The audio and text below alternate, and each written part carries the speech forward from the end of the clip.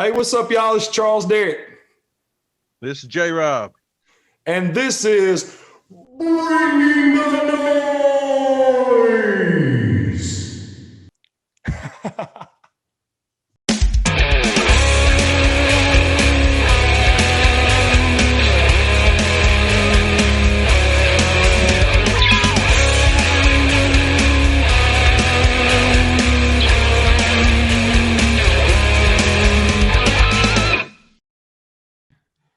All right, J Rob, let me tell you something, man. Yes, sir.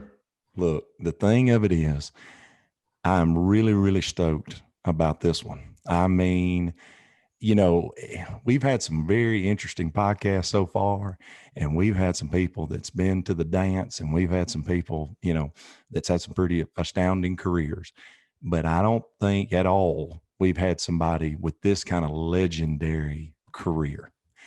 And I want you to picture this, you know, and I've talked to J Rob about this, you know, picture me and J Rob years ago, of course, me in my early 20s, and being at Hank Jr. concerts and looking on stage and seeing these guys up there. I was a big Hank Jr. fan, huge. Growing up, even as a kid, that was the first song I ever sang on stage as a little kid. Was All My Rowdy Friends Coming Over Tonight. It was the hit back then. It was being played on TV just continuously.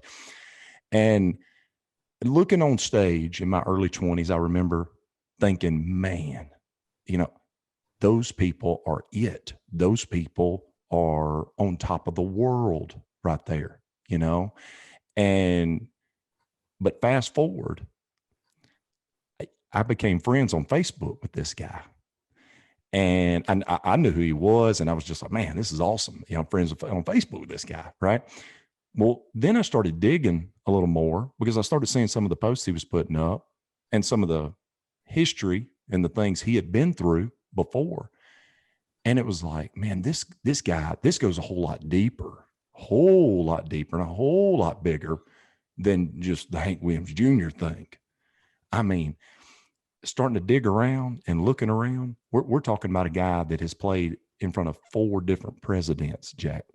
You know, so how many people do you know have played in front of a president? 0.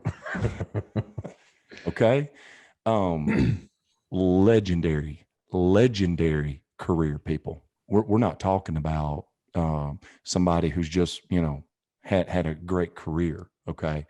We're talking about an entertainer that's got the kind of story that hardly anybody you will ever come across is going to be able to tell you stories like this.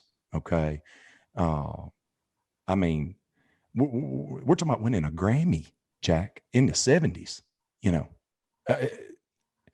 Al Green, on tour with Al Green. I mean, we're talking about, and a list here of people. I've got a list here. I'm just looking at people.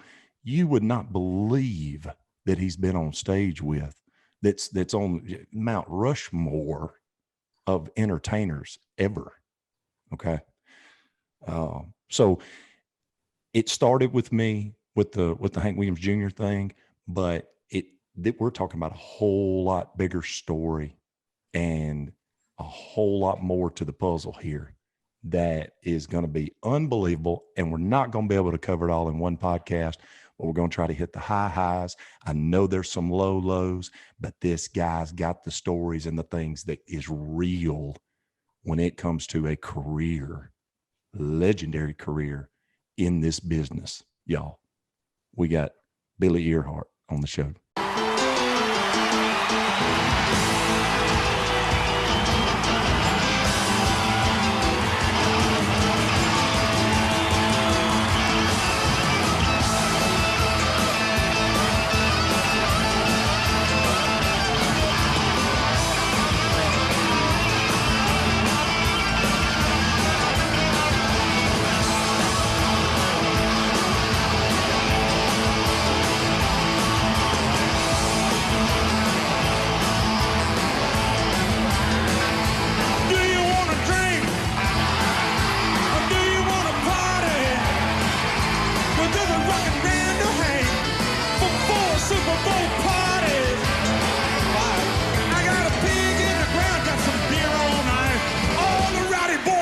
ain't over tonight.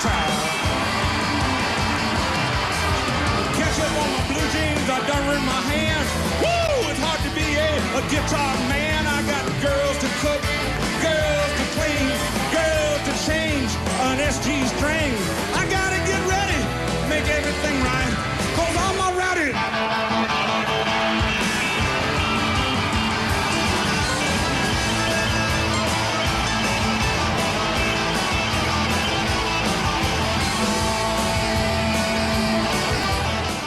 What's going on, man?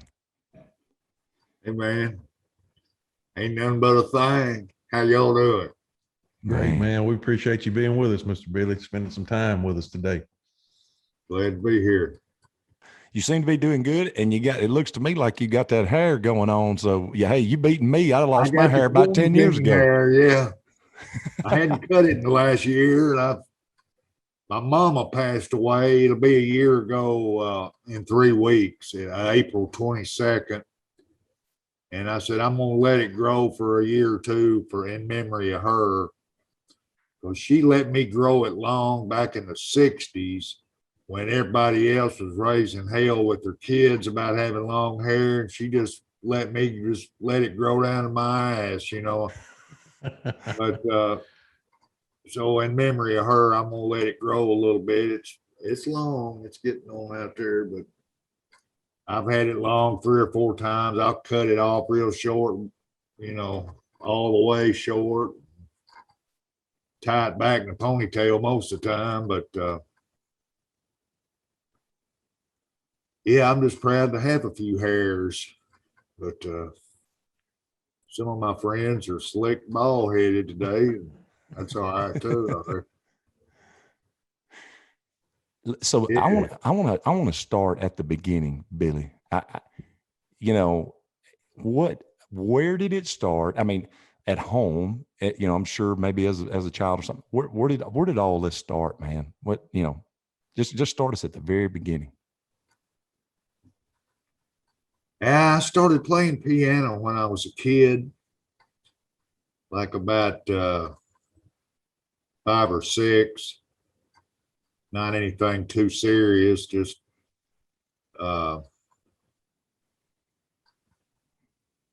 parents both were musicians, not real professional, but my dad could have been, but he was an electrical engineer, but he played in little dance bands around in Tullahoma, Tennessee. And my mom was in the marching band in high school, so they both loved music and listened to records and stuff all the time back in the 50s when I was growing up. I'm a 54 model, so it was right in there in the middle of the rock and roll days starting when I was first born. Anyhow, that piano got me interested in Jerry Lee and Floyd Kramer, between them and maybe Booker T and the MGs in the early 60s with the organ. Combination of all that kind of mixed in there with like in 64, the Beatles came on, Ed Sullivan, and so many musicians that are my age were inspired by seeing the Beatles on Ed Sullivan. It was the kind of thing that you saw that and you go, well, that's what I'm gonna do for a living right there. You see them girls squealing and going berserk over them and think, damn, that's gonna be me, you know. Maybe not, nice. But I want to play, you know. I want to play music. And then did the sports thing, a little league and junior high basketball and football and stuff. But about 66, got a little combo that played a birthday party was my first job.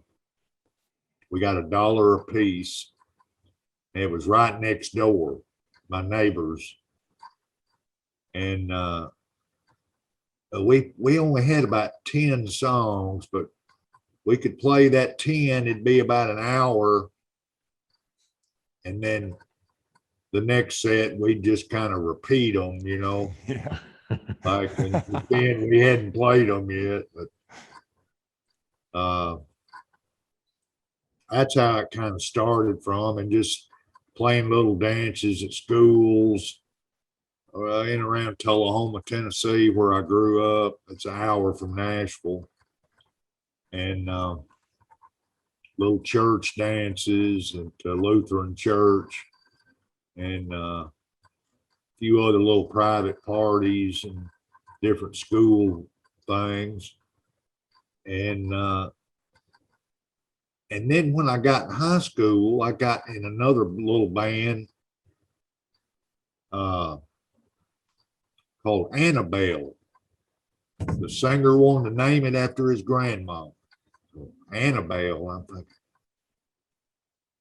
I didn't really like it, but hell, they were all 5, 6 years older than me, and they had the car, and they had a lot more connections and bookings, and I was the baby of the band, still in high school, and they had gigs like I'd have to get my lessons for 2 or 3 weeks and go on the road. We'd go to Arkansas or somewhere and play for a week at a club, go somewhere else for a week. A lot of parents wouldn't let their kids do that stuff and still being in high school.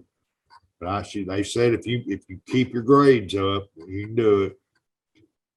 And so we did that a few times, and then mainly played around Nashville, Shelbyville, Manchester, Tullahoma, Winchester, Murfreesboro, kind of middle Tennessee area. Columbia, we had a little house band gig there 4 nights a week. And 2 or 3 people were telling me, they said, Billy, you know, you make more than the damn teachers do. I said, you're kidding me. They said, no, you make more than the damn teachers that went to college and that's teaching here at the high school. I said, well, by God, that's what I'm going to do. I'm going to play music for a living. I was already working and had me a big Hammond organ, little Wurlitzer electric piano and amplifiers, but I didn't have a car.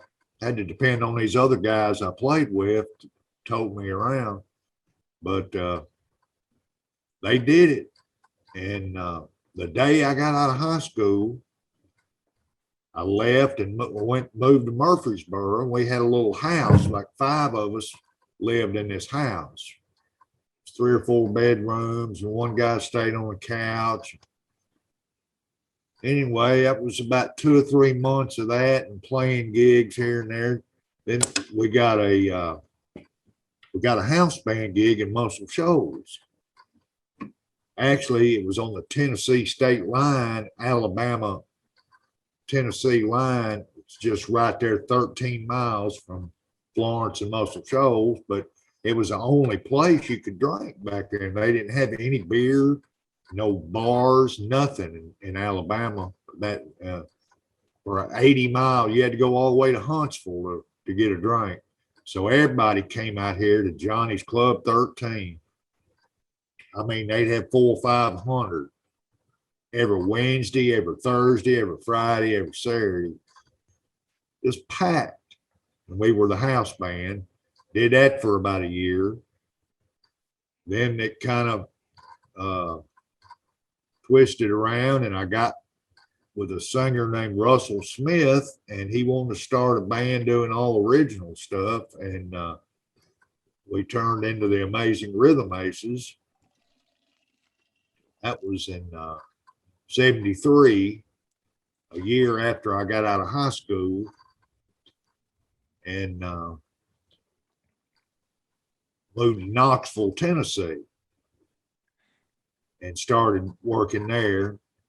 And then ended up moving to Memphis the next year to start recording and get the band going, get a record deal. Now, before we dive into the Amazing Rhythm Aces, Billy, did you have family support during those younger years? That's been an important question with everybody so far, I guess. Yeah, I had a lot of support. My parents let us rehearse in the garage.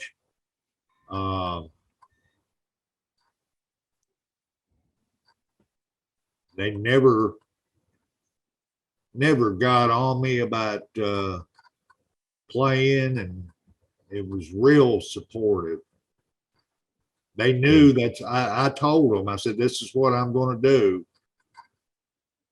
I'm going to do good on my grades. I ended up making A's and B's, luckily, but I can't remember any of it now, but they were supportive. I had 3 sisters that I didn't get to spend enough time with because I was listening to little 45s and learning cuts off albums and practicing. And back in them days, we were getting high all the time too, but and drinking a little bit. I don't drink anymore. It's been 27 years since I had a drink, but I mean, and we're talking about in the center of the Bible Belt here, people, in the 60s. I mean, this is a different story than most people were doing, I would assume, or in Tennessee in the 60s, Yeah, So this is the late 60s, early 70s when I really started working in nightclubs and stuff. Let's see, I was 18 in 72. So when I left, it's when I moved out, I graduated high school and moved out. And that's when it started just kind of slowly going uphill. Then it kind of went back down a while, and when you trying to play all original music and nobody's ever heard it, you don't have a record out. The Amazing Rhythm Aces, we couldn't get any work. Nobody would hire us because we didn't play any top 40 at all, and we wouldn't play any. And so we couldn't get any work, and damn near starved to death for about a year and a half until we'd been recording for about a year and a half in Memphis, and Knox Phillips got us a record deal with ABC through Don Gant that was down there then, and it was a son of Sam Phillips, Knox Phillips. At Sam Phillips Studios, used to be Sun Records. He helped us when he got the album. He hit Third Rate Romance, Low Rent Rendezvous as a single. They went for that, and it did real good. And they said, we need an album. They said, we got it. We had 17 cuts, and we picked 12. They put the album out, and it did real good. Immediately, we got a bunch of gigs. We were the national opening act for everybody. We did a Loggins and Messina tour. We did a Willie Nelson tour. We did a Fleetwood Mac tour. We did a Waylon Jennings tour. We did a Jimmy Buffett tour. I mean, just like about 20 or 30 dates, 10 or 15 dates in a row, and then you do somebody else, We did a couple of Eagles tours that really helped us. I mean, playing to packed places and being a basically unknown band with a little single that's done one record, that's all, and an album, but then nobody hardly know it. So we were blessed to have that. That really helped us get a lot of work, and put us in line with some folks that really helped us a lot. This crazy writer, Hunter S. Thompson, he's from Kentucky. He moved to Colorado. He was right there when they started Rolling Stone magazine. and he wrote books, Fear and Loathing in Las Vegas. Mm. And he had about 15 or 20 books and did they movies about him and stuff.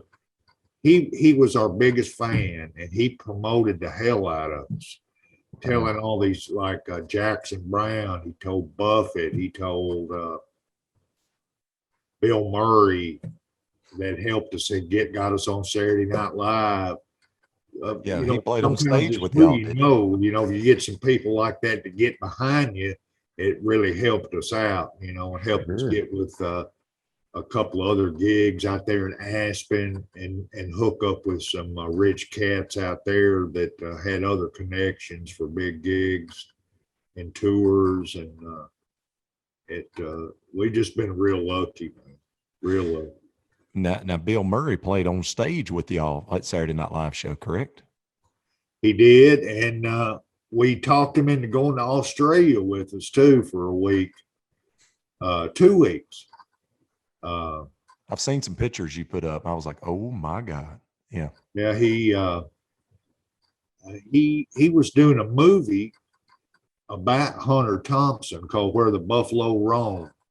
And Bill was playing the part of Hunter Thompson. And Hunter was on the set like as a consultant for the movie.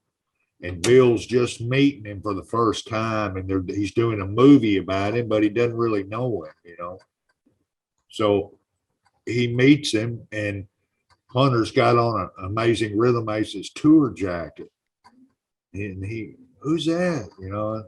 He said, oh man, these are my friends. And he turned Bill on to us and played him some stuff, and they got liquored up and got high, whatever, listening to it. And Bill flipped out.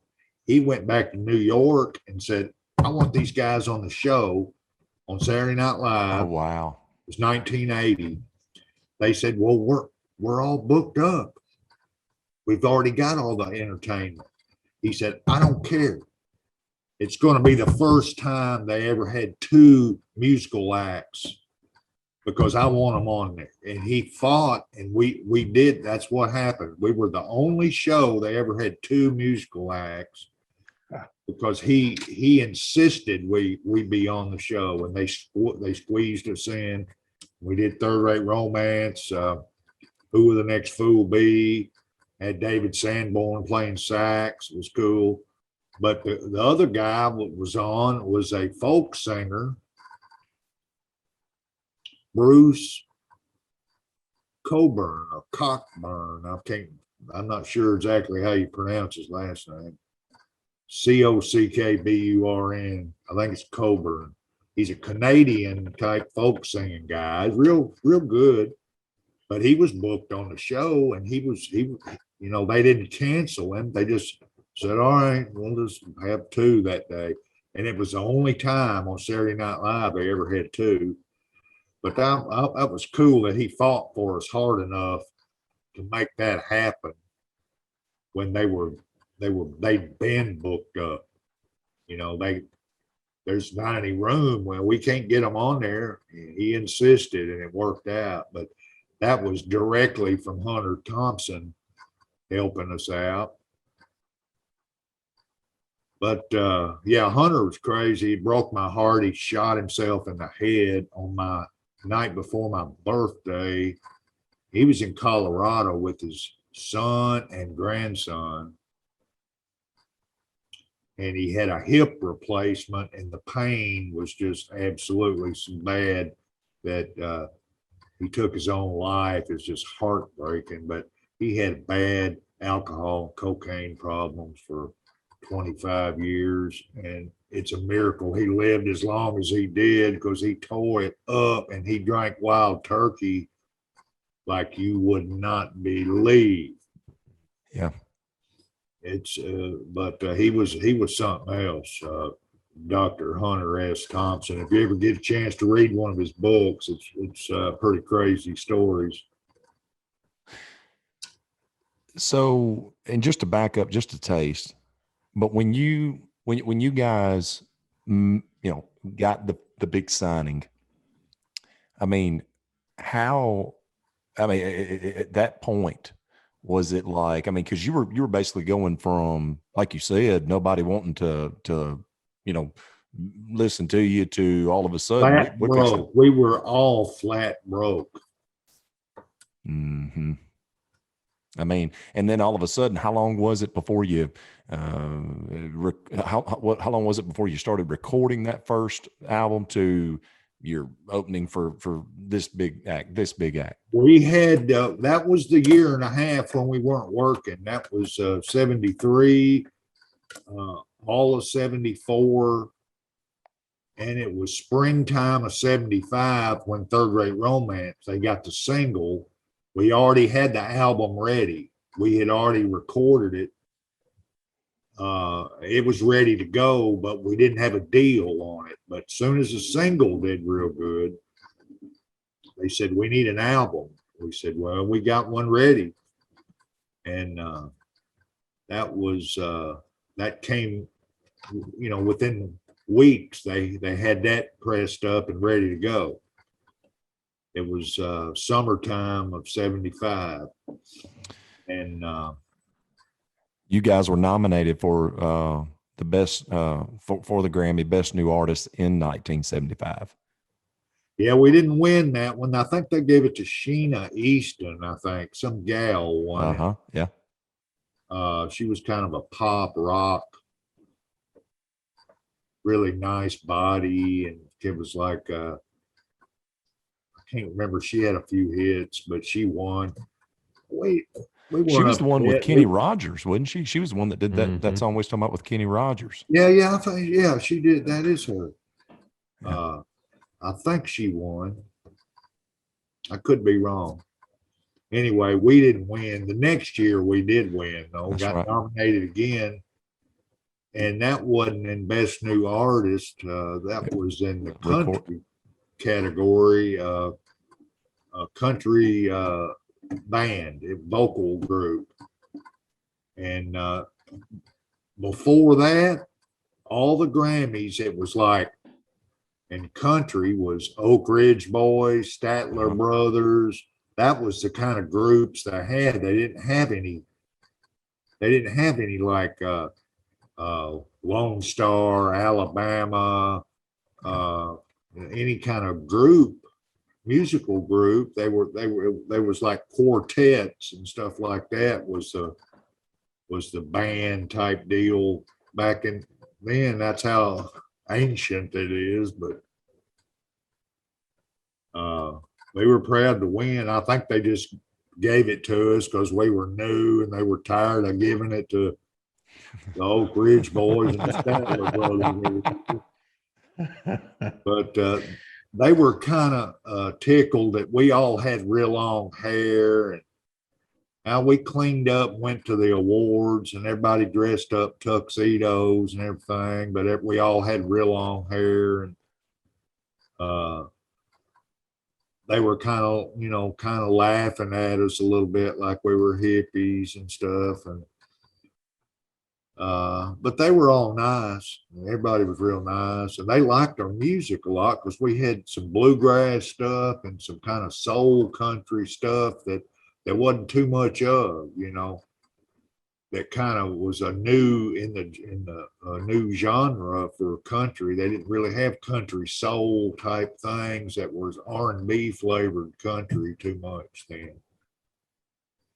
So we were kind of on the forefront of that stuff, like more like T. Graham Brown does, or some of Delbert McClinton's type stuff. Anyway, we were lucky to have a few. That was the End Is Not in Sight that won that Grammy, and that was a little bit more of a rocking type thing with a nice rocking guitar solo. Bird Burton did.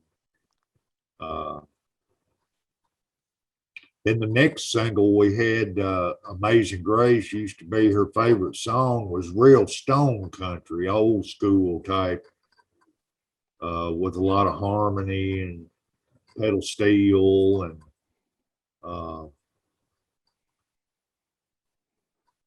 they were kind of confused that if you weren't just straight up country and you played just a little bit of R&B country or a little rocking, it kind of confused the record company back then.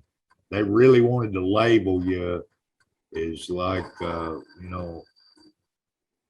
super like bluegrass type people when we were all blues nuts that love country too.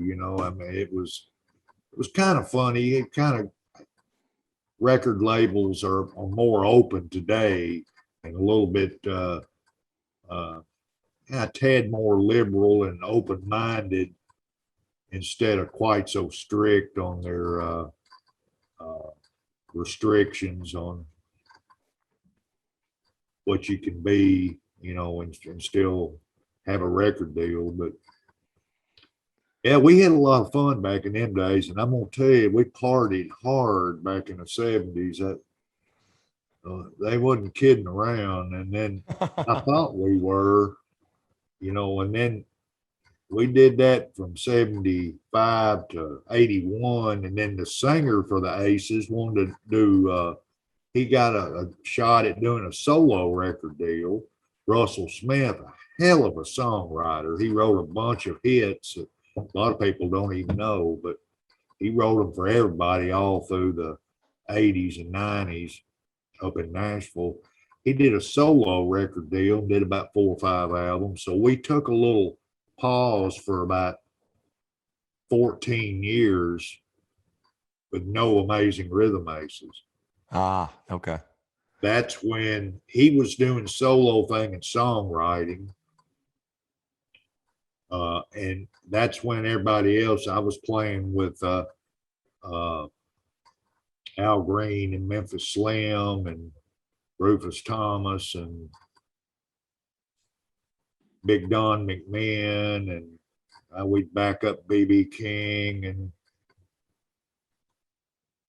different folks in Memphis. And Well, I want to throw in there before we, dive into the '80s. You guys also won the Cashbox Award for Best Progressive Group in 1976. And you also have on here that there's several ASCAP awards, as well as receiving a key to the city of Memphis in 1976, and a gold record. Yeah, we got a few golds. I got a bunch of them from Hank Jr., about 20 albums worth, but the Aces, our little gold thing we got was it was a double CD that somebody put out, and they saw it was like a Southern something that played it on TV, like a compilation of different Southern rock stuff. He included Third Rate Romance on there, and it went gold.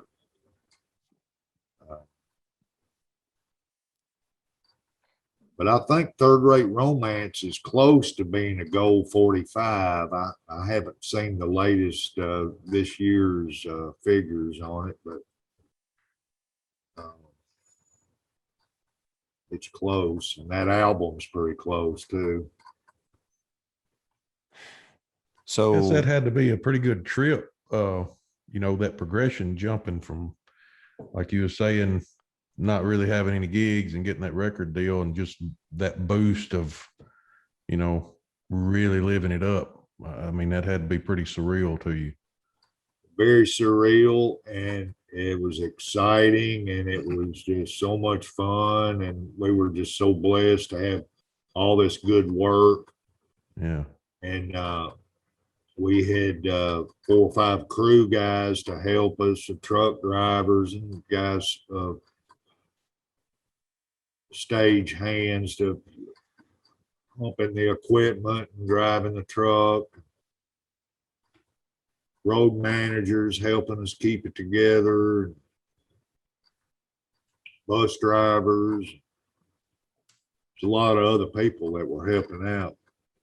But yeah, we won't get to do that Aces thing anymore because Russell Smith died 2 years ago. But I'm happy about one thing. A German record label just put out a 2 CD live Amazing Rhythm Aces live in Germany CD just a couple of months ago, like January, called Moments. So live in Germany. It was a concert we played over there in 2000.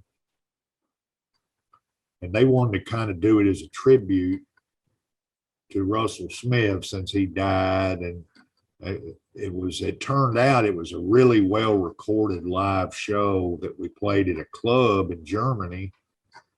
And it was also a radio simulcast. And it went out all over Europe on the radio.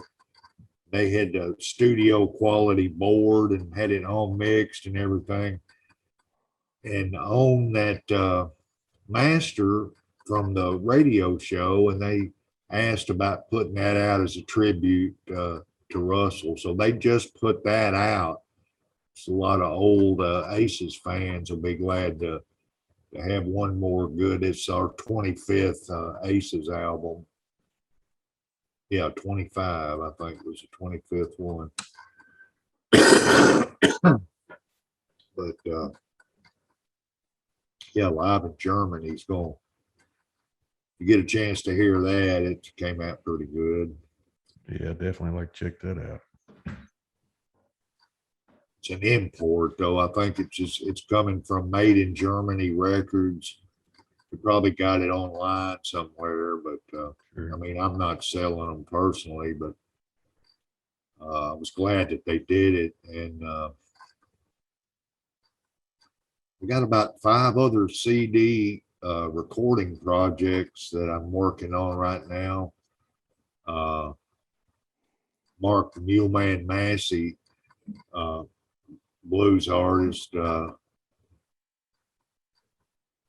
We've got a good one in the can. We recorded at Delta State over in Cleveland, Mississippi, with Kingfish's bass player and drummer, Paul Rogers and Joe Eagle. And I mean, it's a soul blues. It's a masterpiece. It's going to be coming out soon. And we'll cut it one on my buddy Anthony Zappa. We got a little duo. It's kind of like a 50s type country thing. And then Miss Regina that lives over here that I played with in Iuka for about 10 years. She's like a soul female country singer. Really, really good. I want to do one on her. And I'm going to try to do me a little Billy E with my grandkids. It's going to be Billy E and the Skunkingtons. I got 4 grandkids, and I'm going to let them play percussion. Just go completely crazy with tambourines and cowbells and maracas and shakers and wood blocks, and just make a whole big little on one song, you know, kind of like a Booker T meets Floyd Kramer type thing. And cut some blues stuff too. And I may play accordion and harmonica and piano and organ on it. And maybe have a few guest vocals. And I'm going to cut it over in Muscle Shoals at a really nice studio over there. If y'all ever need anybody to help you with a recording of anything, Billy Lawson and Wishbone Studios in Muscle Shoals. It's just first class. Sounds great. Billy's great to work with. Hell of a songwriter too. He's had a bunch of hits on a bunch of people. He'd be good for this podcast too. He's a really talented, funny guy, and he's written hits for Kenny Chesney, uh, uh, with Delbert McClinton and a bunch of country acts. My mind went blank right now, but Well, I can tell that you're a family guy on Facebook. I see it all the time. The pictures getting put up and all of that. And oh yeah, uh, I when love my did grandkids. and in the midst of all this, I mean, I know we're going through the career, but when did your wife and I mean, when did all this stuff start happening? I mean, I don't know anything personally besides, like, say I see you put up family pictures all the time. You love your family and everything. I'm just trying to figure all that out.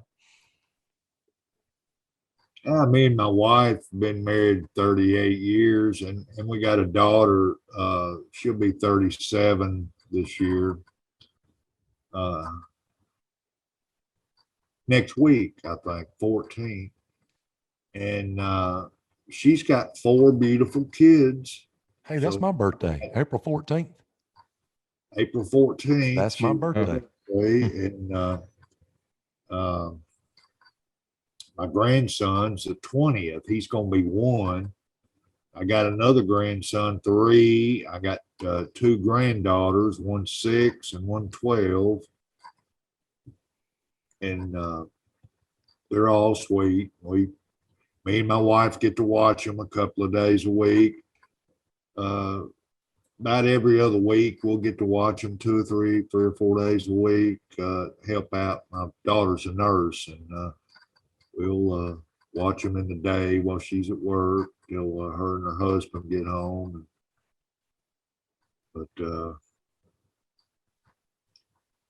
yeah, I love my grandbabies. It's fun to get to see them grow up, and boy, they grow fast. And little boys, I get to watch the little boys, and my wife picks up the girls at school, and I've got the boys, and they got a little piano, and we're back here, and I'm trying to get them to do some percussion and sing, and it's fun. It's a So, mess. 38 years. Let's see. That would have been about what, 83 or 83. Yeah. yeah. Yeah, that was a fun wedding. I had Albert King play my wedding, and Wow. Rufus Thomas, and on Beale Street and Tom Lee Park, right at the end of Beale, down there by the river. And we got our friend, state representative Steve Cohen did the ceremony. Memphis representative.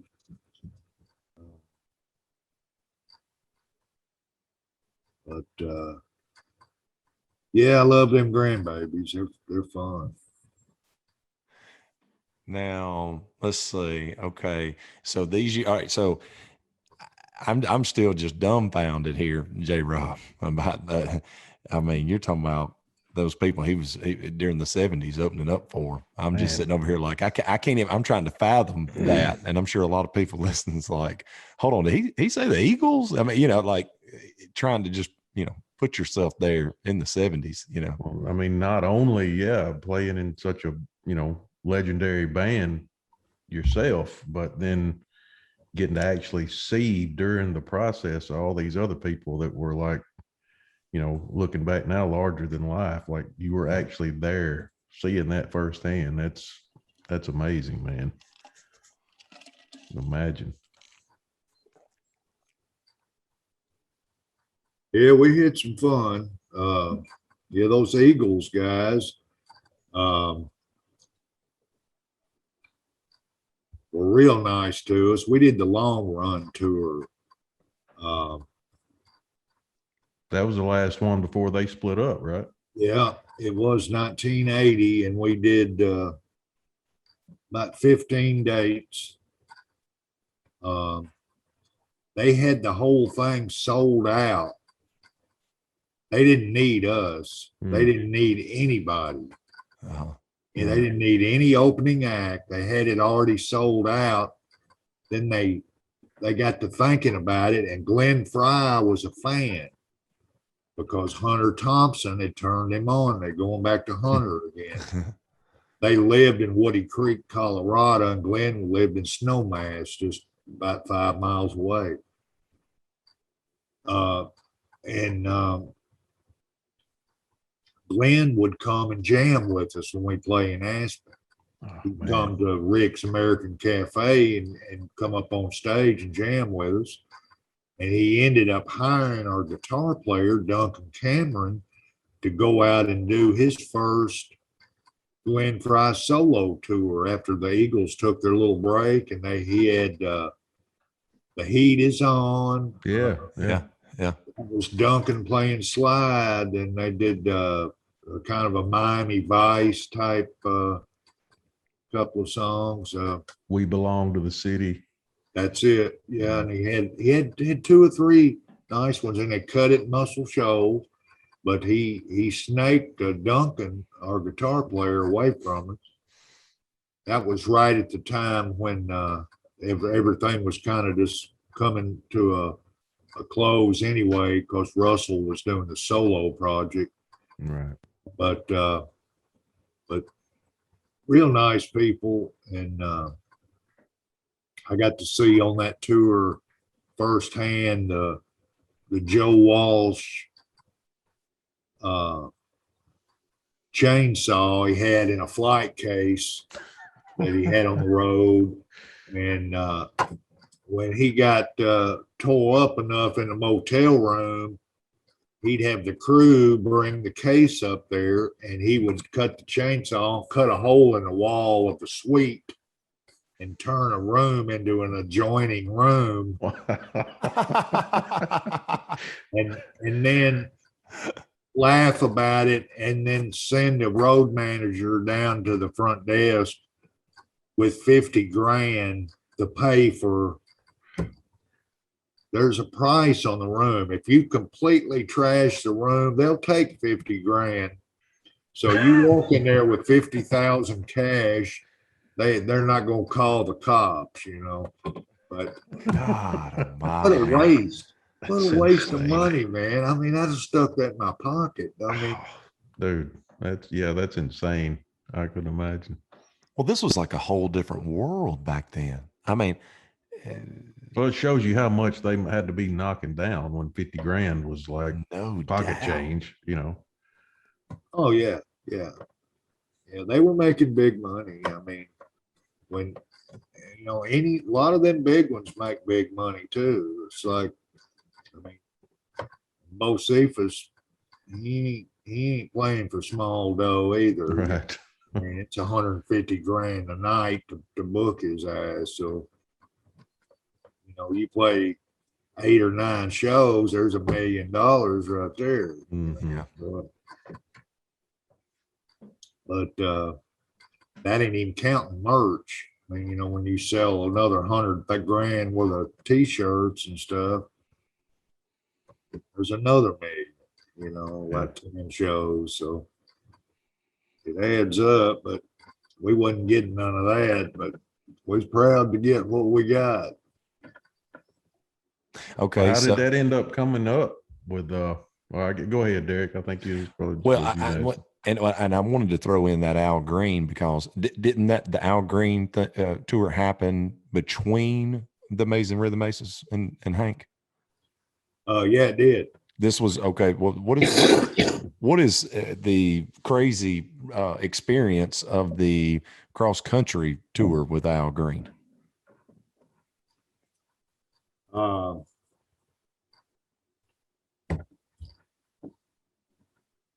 That was just absolutely one of the most intense things I've ever witnessed in my life. Al just singing, he's just such an incredible singer.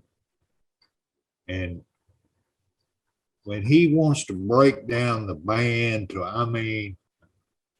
when he wants it to break down, he wants it broke down to a whisper. I mean, just absolutely microscopic volume. Hmm.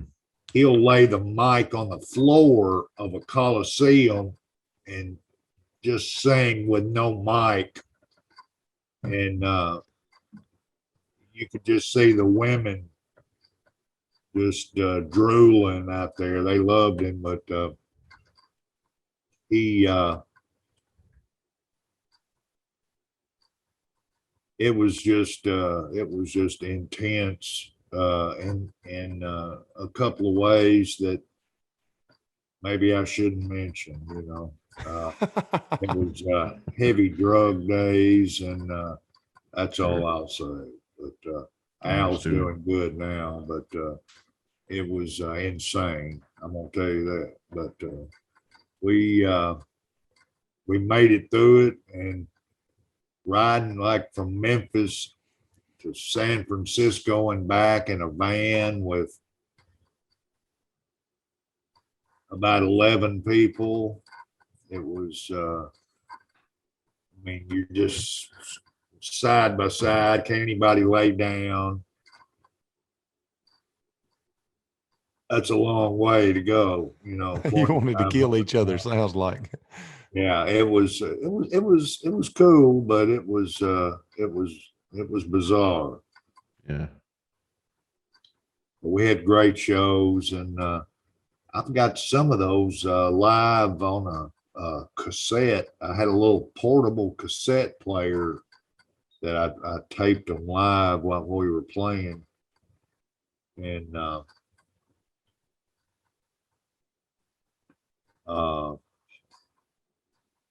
Al was just spectacular. And we had recorded one of his songs with the Amazing Rhythm Aces on our fifth album, Love and Happiness.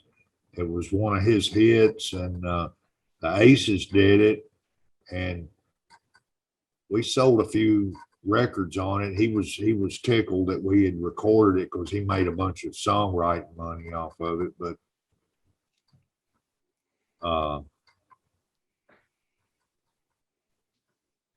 yeah, Al Green and the Memphis Slim and Rufus Thomas and Eddie Hinton and Muscle Shoals and a couple of other trips right in that era. Don McMahon, he was like a blues artist in Memphis that had worked with Jerry Lee Lewis and John Mayall and several other folks that I did about 4 or 5 albums with him. Me and the Aces drummer, the Aces bass player, and Don had a little quartet, Memphis Blues Review, and we were backing up a bunch of these people that they needed for different festivals and tours and stuff around Memphis. And that was there doing that right before I got the Hank job in '85. Bill Marshall called me about doing the Hank Williams Jr. job, '85, and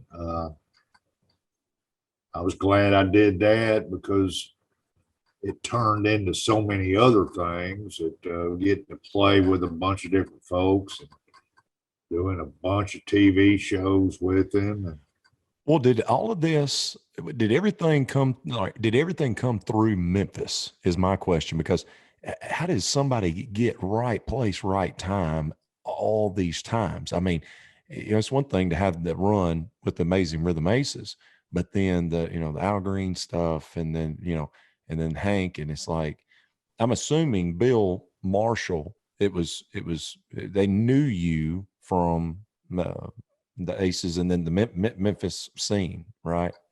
yeah, they knew I played keys and piano and organ, and they had a keyboard player with Hank and Dixie Hatfield, and Hank let him go. He got wild, shot a TV out. In the motel room and shot the TV with a gun, and was tore up. The cops came and got him. They said, "That's it. Somebody get me a keyboard player." They called me. It was just coincidental luck. We weren't real close friends and didn't hang out or anything. I was just tickled that they called me. And then I ended up doing that job 21 years. So when you got hired for the band, was it the band leader at that time? I want to say that rhythm guitar player. What was his name? Lamar Morris. Lamar. Now, but did Hank actually sit you down after he brought you in and kind of talk to you, or how did all that go? No, Bill Marshall called me up and said, "Did I want to do this job? Here's what it pays. We get this much when we're off. We get this much when we work. We got a tour bus we ride on. Sometimes we fly. We got a great crew. We don't have to touch anything. We don't have to set up any equipment. We don't have to break anything down. We get breakfast, lunch, and dinner on the road. They got it catered at the venue." Because at this time he's exploding. I mean, this is all my Roddy friends coming over tonight. Period. This is when Hank started shooting through the stratosphere. This was just after All My Rowdy Friends Are Coming Over Tonight. It was the next year. It was Ain't Misbehaving was happening. Mm-hmm. 85. It was August of 85. And Ain't Misbehaving was #1 record when I got that job. It was first week of August. And no, Hank never said anything. He never said one thing about what to do or what not to do, or tell me to do anything, or make sure and do this, or don't do this. He didn't say nothing. Expected you to learn your part with the band, and yeah. And I mean, all we had to do was play. I could hear the changes. It wasn't anything too complicated. It's like 3 or 4 chords, 4 or 5 chords, and Ain't Misbehaving had some changes in it, but the rest of them were just pretty much simple country songs that if you can play, you could play, you could play along with it. But now Merle Kilgore was the one that was paying you. I mean, he was the boss man, right? Well, he wasn't then, no. Okay. Now, J.R. Smith was his manager at that point, and Merle was just like a sidekick, a friend. He was kind of like a daddy figure for Hank. Really? Okay. And he was the opening act. He would come out and do 2 or 3 songs. We'd back him up, and then he'd do a big intro for Bocephus. And here comes Hank, and Merle walks off. He just did like 2 or 3 songs, and that's it. Then Hank would start, do 90 minutes, and we're through. But they did. I had a one night before the first show. They had some cassette tapes that they taped off the PA board at the concert, at previous concerts, to listen to. I said, "Listen to this, Billy. Here's a show we did a couple of weeks ago," and so it's like a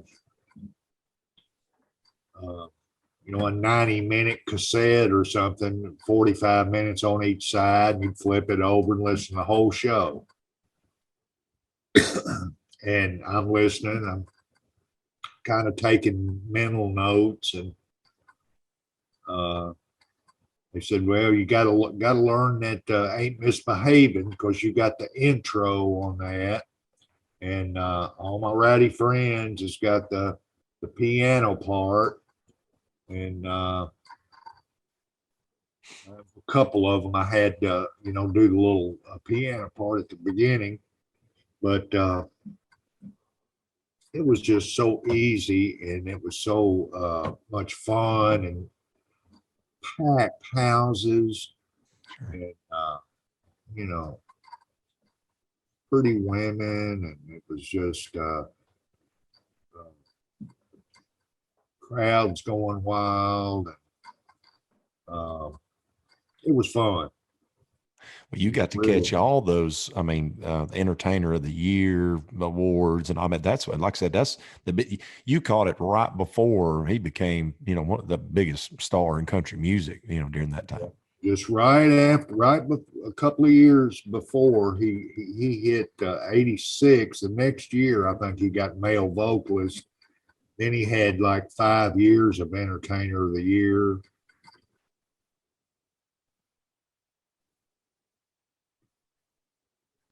He cut his touring schedule back. We used to do about 100 dates a year on the road, which is pretty lot of traveling. That's about 10 or 15 days a month. It's not no real bad schedule, but sometimes we'd be gone for 2 or 3 weeks at a time, gone the whole time. Like if you went out to California, it might be 2 weeks going up and down on a tour out there before you even got to come back. Usually it was go out, do like Cincinnati, Louisville, Evansville, and then come back home. It'd be like 3 or 4 shows, and then you'd have 3 or 4 days at home, then do it again next week. But sometime right in there in the mid-90s, Hank remarried, and Mary Jane had 2 little kids, one of which just died about 6 months ago, Katie, in a car wreck. But had Sam and Katie, and he decided he didn't want to travel so much, so he cut way back to like about 15 or 20 shows a year, which was 75% less than what he used to do. So we did a lot more Bama band dates. And right about that time, the Aces got back together in 94, and we started touring all over the world, and went to Australia 7 different years in a row, and all over Europe. So I had a lot of work going on, even though he cut his schedule back. We had 5 or 6 Bama band albums. We were doing 50 dates a year with them. I was doing another 50 or 60 with the Aces, 20 or 30 with Hank, and then other recording sessions. I was busy and trying to raise my own 2 kids with my wife, and she was a nurse then. It was tough. So we were in Nashville and ended up moving to Mississippi in 98. She was born in New Albany. Her parents moved over here to Fulton, where her mama's granddaddy was Joe Wheeler Brown. He's a famous guy right here in Itawamba County. They own a couple of 1,000 acres down here on the Tim-Tom Waterway, and named the road after him. And I was gone with Hank, and she was a nurse, busy all the time. And we needed somebody to help us out to watch our kids, because I'd be gone and she'd be working, and it's tough to get a babysitter for 2 or 3 days. So we moved down here because her mother and daddy lived right across the street, and they've got 300 or 400 acres right across the road here. Right now in the same place. I came down here and built a house down here. It's got about 3 little acres, and then they've got all the land over there on the waterway. But it's nice to be right up in here next to it, to where it's, you know, beautiful right here on the waterway. But that's how I got to Mississippi, coming down here to try to get some help, and they sure did help us out when we needed it right then. And now it's just me and my wife, but we're proud to still be here. It's beautiful, Mississippi, this part of North Mississippi. It's real hilly over here. It's not flat, but we like it a lot, and proud to be here. On June 28th, 1985, the mayor, the Shelby County mayor up there in Memphis, declared it Billy Earhart Day in Memphis, Tennessee. 1985. Tell us about that. How in the hell does one get something like that?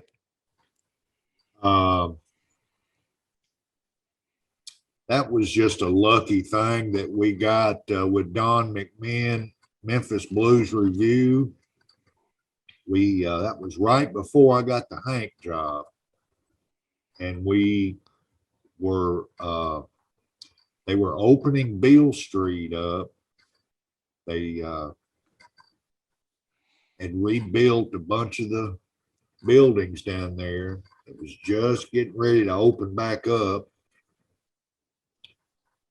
And they were trying to do some Memphis promotion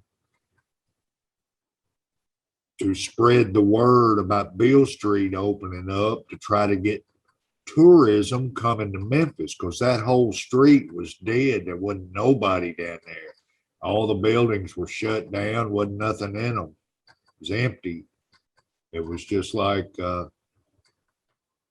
looked like a bomb had gone off down in there. Well, they fixed it all up, built businesses up, and they somehow, the city got us to back up 3 or 4 singers, and we went to Salt Lake City, we went to Chicago, St. Louis, maybe Atlanta, and they did a little blues, booze, and barbecues promotional tour, trying to promote Beale Street. And we got to back up a few singers. And I think the mayor just kind of did that. He gave one to everyone in the band. Don McMahon, me, Jeff Davis, who was the Aces bass player, and Butch McDade, the drummer. That's how we got those things. But again, it was just lucky lick. It probably wasn't a damn thing to do with anything I'd done, you know, except just be part of the, you know, luckily I was in that, on that little promo tour that did help out a little bit. And they got a bunch of publicity on it. Then Beale Street opened up. We were the first ones to play in down there. On Rum Boogie Cafe was the first thing that opened up. We was the first ones to play in there that night, you know, when the very first opened. Now they got a bunch of places down there. But this pandemic's kind of boogered it up for the last year, but hopefully it's going to get better everywhere, not just in Memphis. But, you know, I got friends that hadn't done one show in a year or over a year.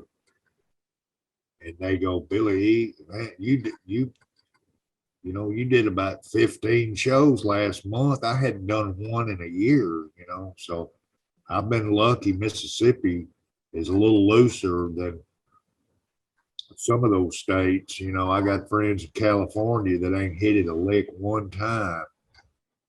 And man, I've been playing 3 or 4 days a week since last May. plus studio work. I mean, it's just, it's a different world here in Mississippi sometimes, but I'm proud that the work's available, but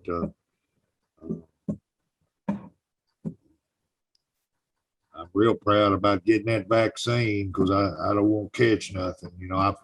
I've got a immune deficient type thing where rheumatoid arthritis type deal where I have to take medicine to lower my immune.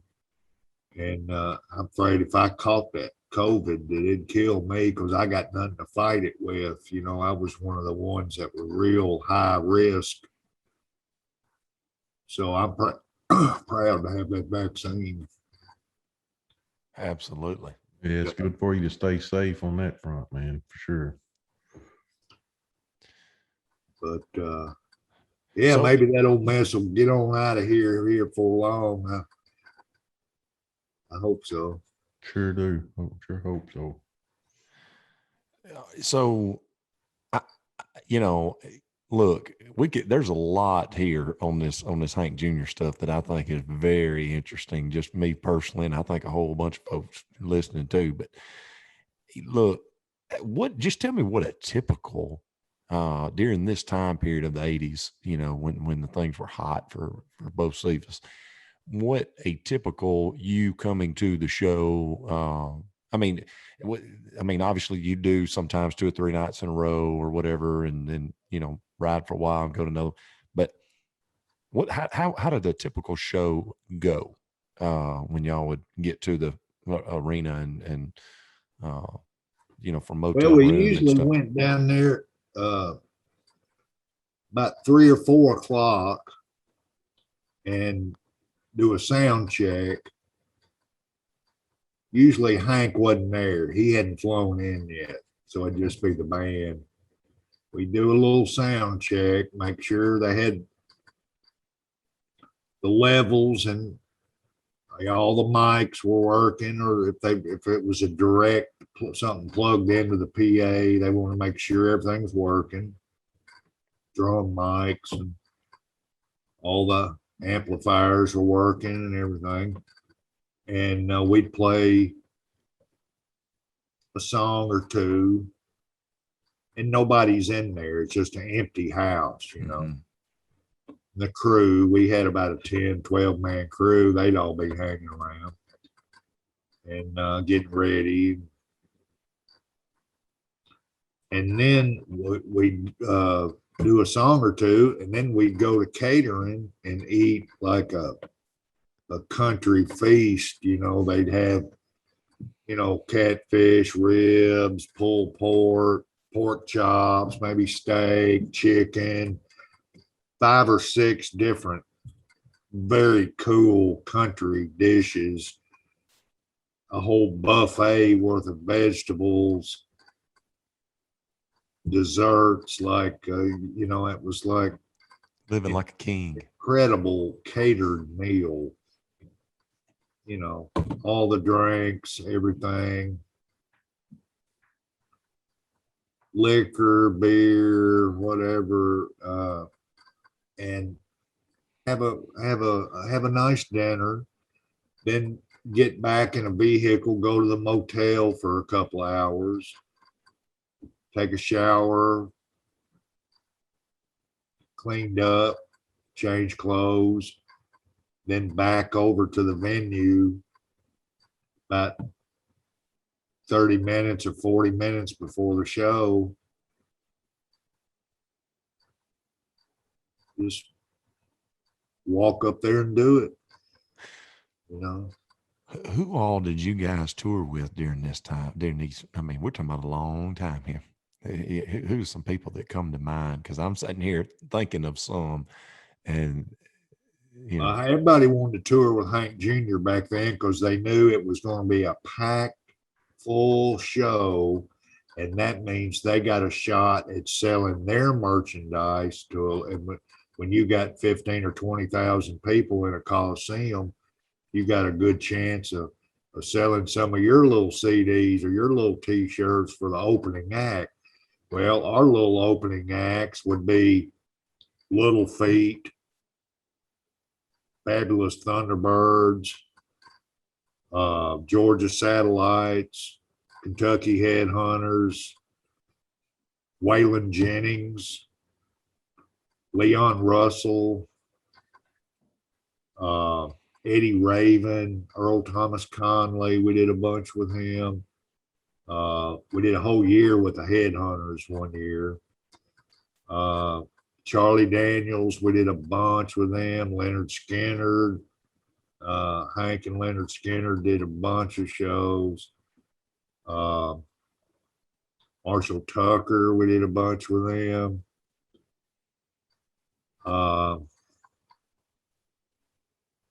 Then like a few, like Restless Heart, Eddie Raven, the Judds, occasionally Merle Haggard, Vince Gill, Patty Loveless did a whole year with us one time. Marty Stewart. Man, this is unbelievable. Everybody, he could probably list off who they didn't tour with a lot easier. I know, this is awesome. Yeah, there was a bunch of them. Now some of the festivals were, now we did a few with ZZ Top.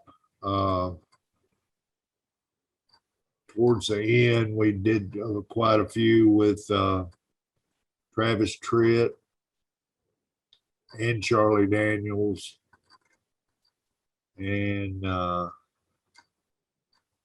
maybe another new act, or Big and Rich, or it'd be some kind of brand new act that would open up that not many people knew them, when they just had the brand new album.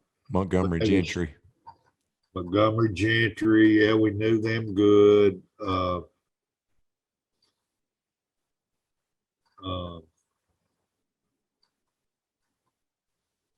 I was just trying to remember some of the ones that I remember seeing, with Hank and Kid Rock.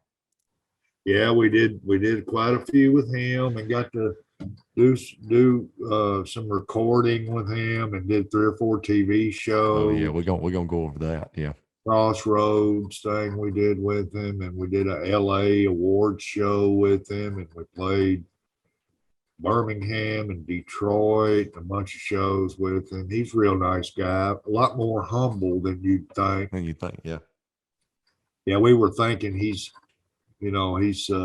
like a big city Detroit rapper, that he was going to be possibly, a cocky smart ass or something. But no, he was real nice and humble, and huge Bocephus fan, and much respect.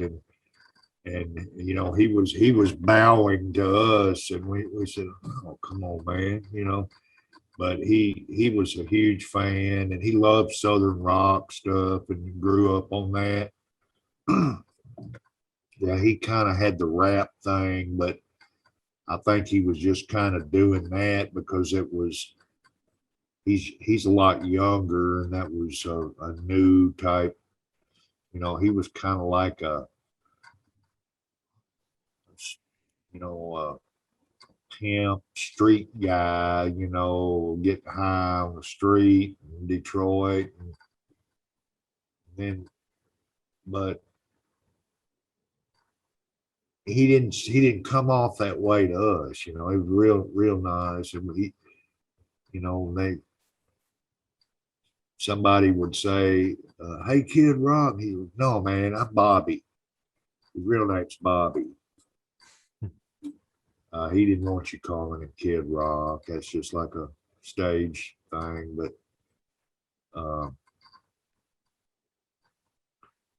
real nice guy, and his band was real nice too. They hung out a few times with us, and it came down to Paris, Tennessee. We had a pig in the ground and had a little party at Hank's cabin one time, and they came down. First time we met them. Then did some shows and stuff, and videos, and I mean, can you imagine, dude? I mean, Mm. that's where the song, that's where that idea came from. I've seen that on a documentary, a little documentary on Hank, the pig in the ground and the beer on ice. That's where it came from, right there, what he's talking Real about. life, yeah. Yeah.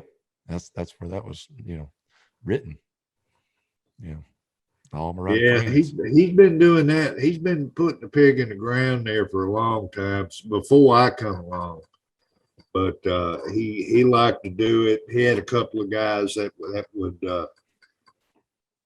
dig the pit and put the hog down in there, and he got some kind of special leaves he liked to put on them and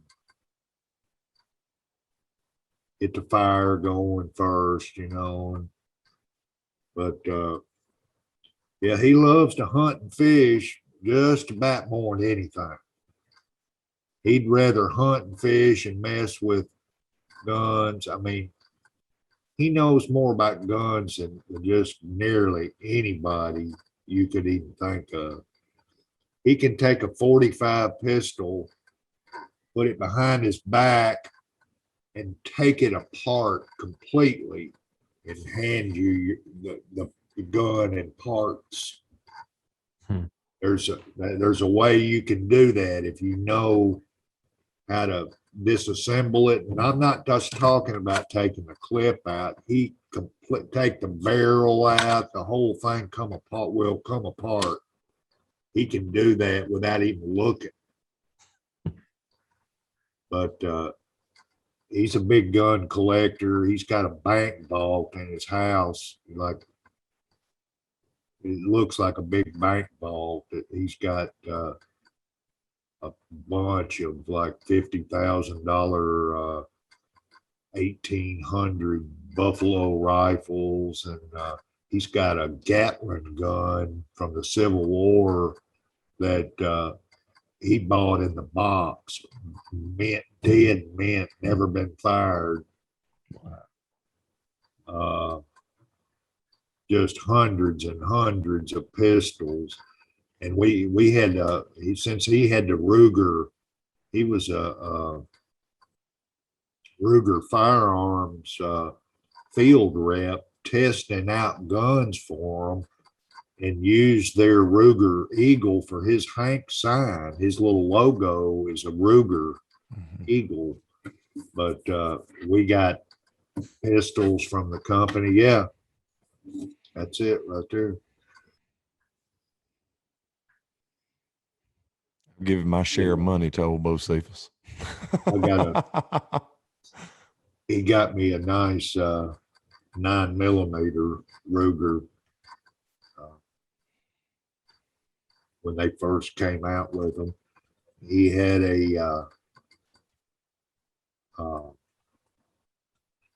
a custom thing. It was like a Hank Jr. It was a 380 on a 45 frame. That he liked a lot, and a bunch of guns. I can't even begin to tell you. He knows what he's talking about on that, and especially gun safety and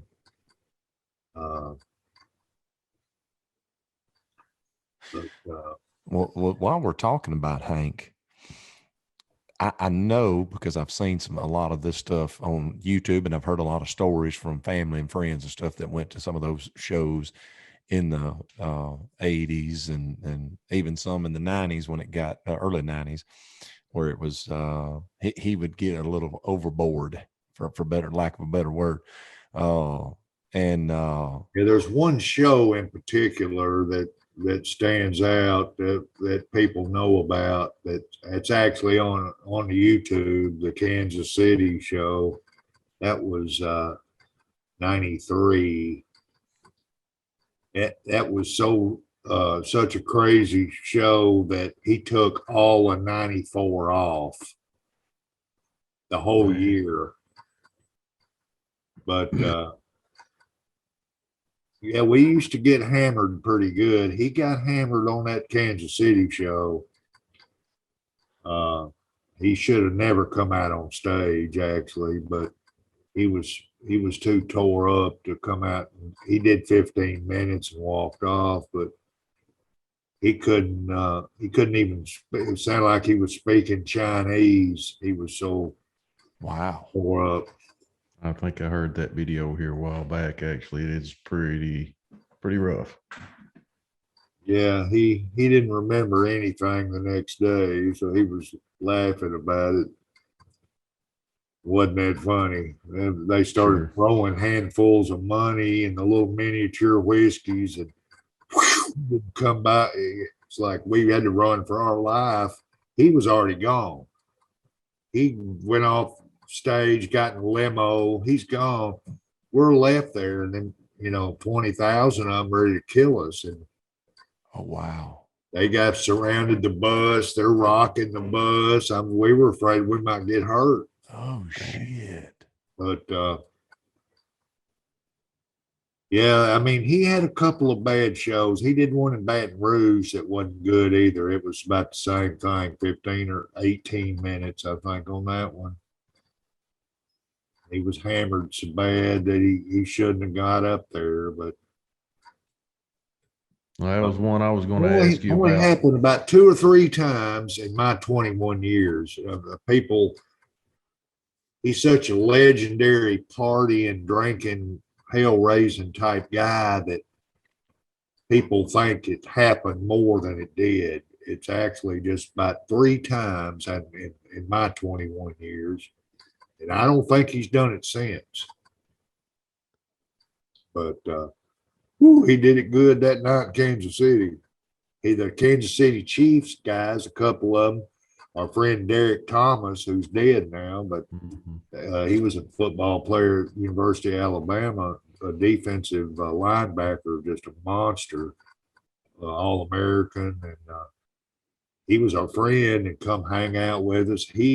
Him and a couple of other Chiefs took Hank and his wife, Mary Jane, out to eat. And they drank a couple of bottles of champagne and then got on the whiskey. And I mean, it was before the show.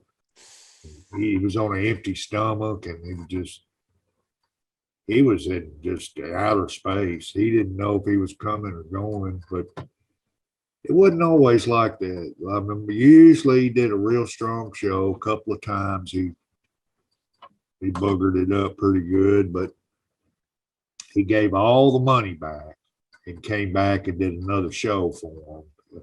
Nobody got screwed over except that night. If you were there, you couldn't make it back to the next show, but everybody got their money back. And a few months later, we made it up, did another show to him. Did it in Baton Rouge too. I think that's the only 2 bad ones but we had fun. Usually it was real good always. And a lot of the times those people that were opening acts they want to get up there and like come up and jam with Hank on the encore or the next to last song or something. That was always that was usually always one of the more fun times of the show when there was somebody like Waylon that we knew was going to come out. And he wanted to do the conversation or leave them boys alone. Him and Waylon and Ernest Tubb did, or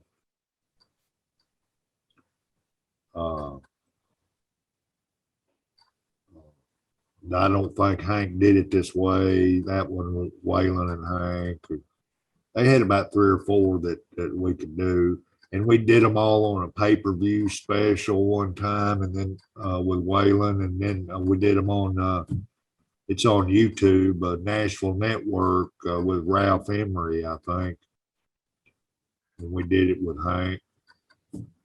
Backed them both up on TV, but it was a fun job.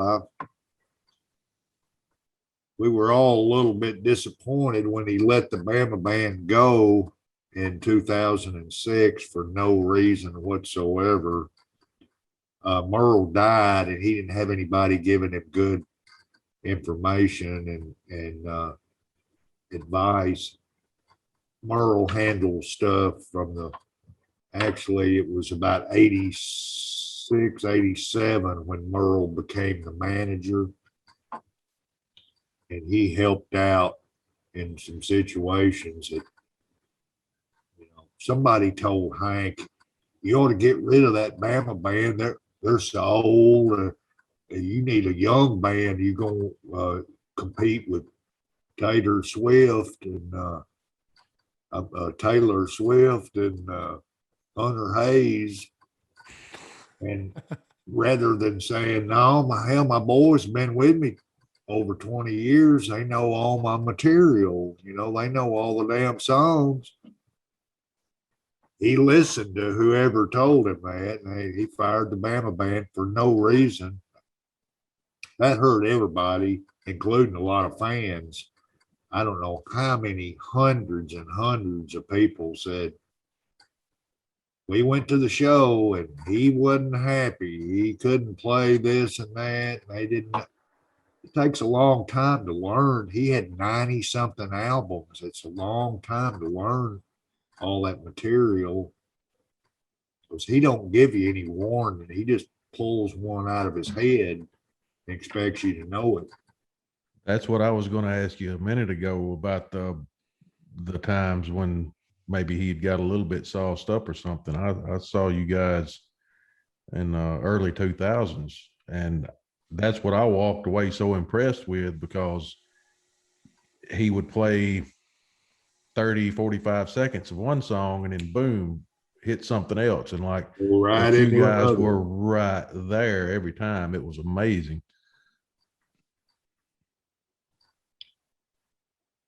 Yeah, you have had to really stay on your toes. He keeps you on your toes for sure. But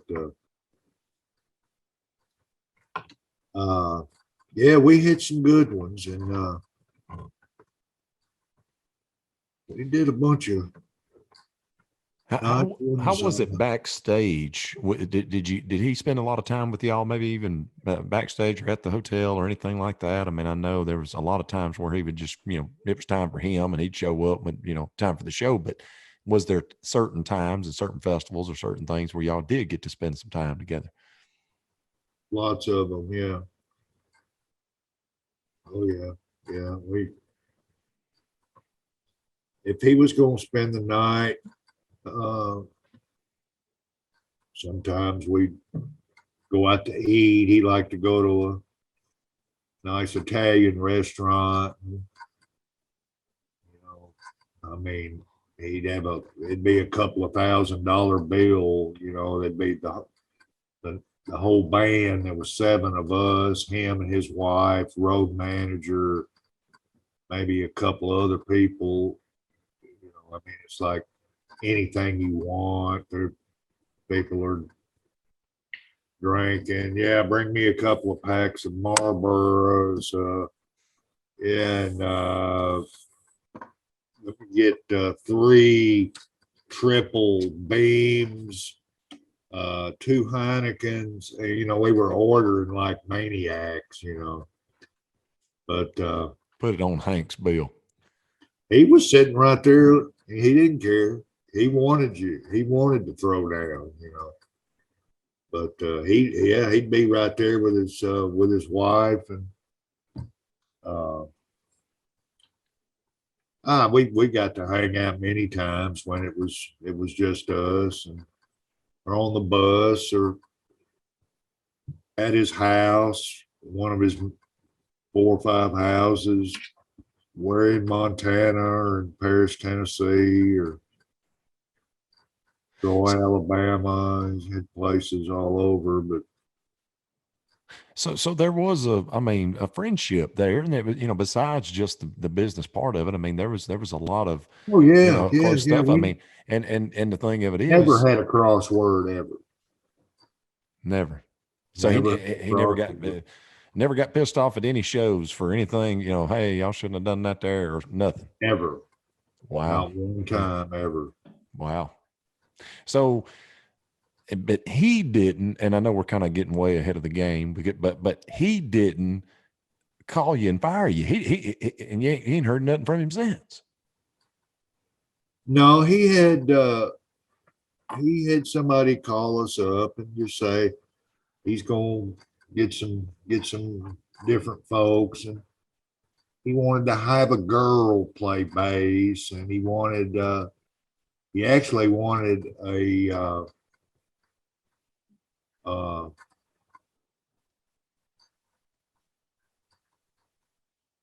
he got a girl bass player. Then she left. He got another girl bass player.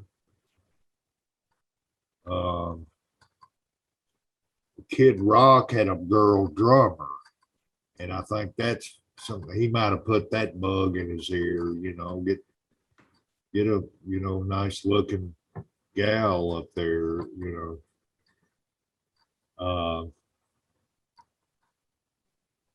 But we never had any problems or arguments or trouble or him telling us, if y'all don't do this, never, no problems.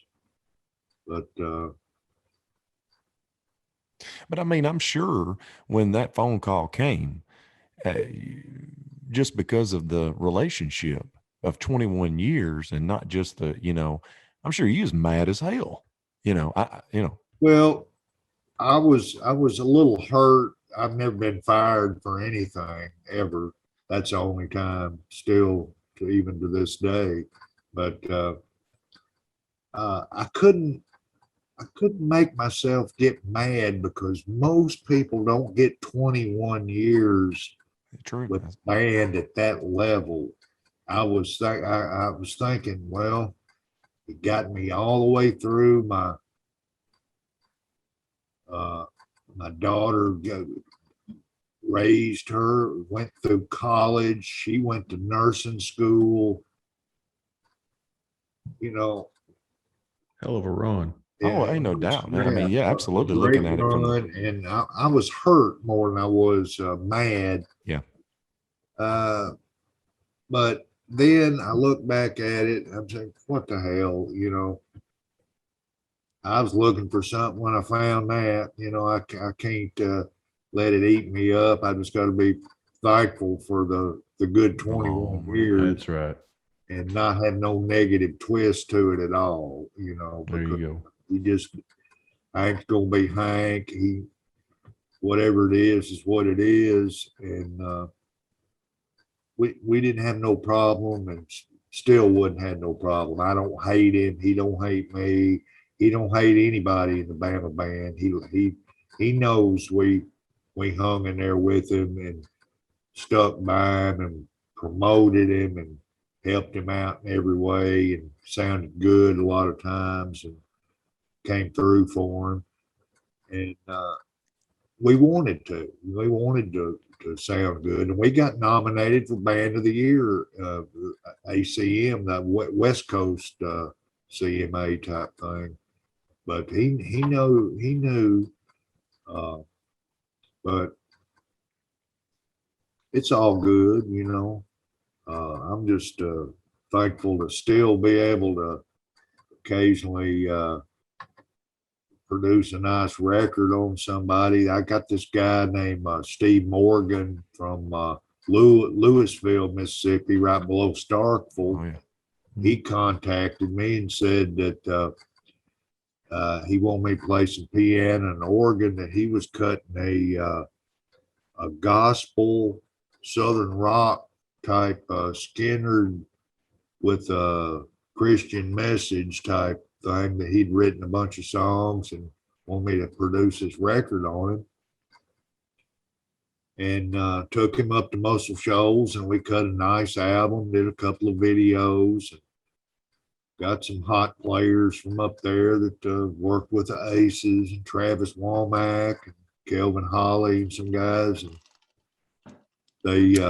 we did a nice record for him.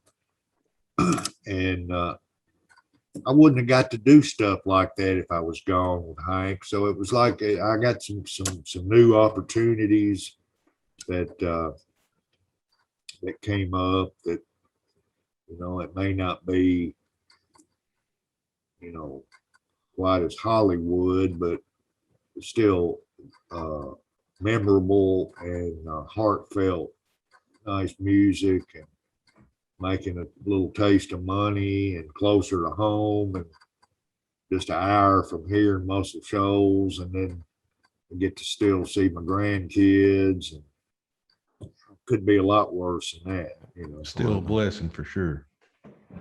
Very much a blessing. Yeah, Blessed, absolutely. highly favored. Now, you guys were also in many of those legendary music videos and those big time singles. I mean, My Name is Bocephus that one. Freaking Van Halen is in the video. Yeah, that's us playing. That's us. That's the Bama band doing all the music on that from the live album, the Hank Live record. And they took that track and Van Halen and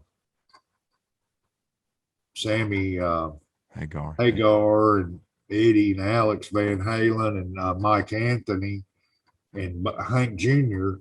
were pantomiming what we did. They weren't actually playing in the video. Sure. Yeah. But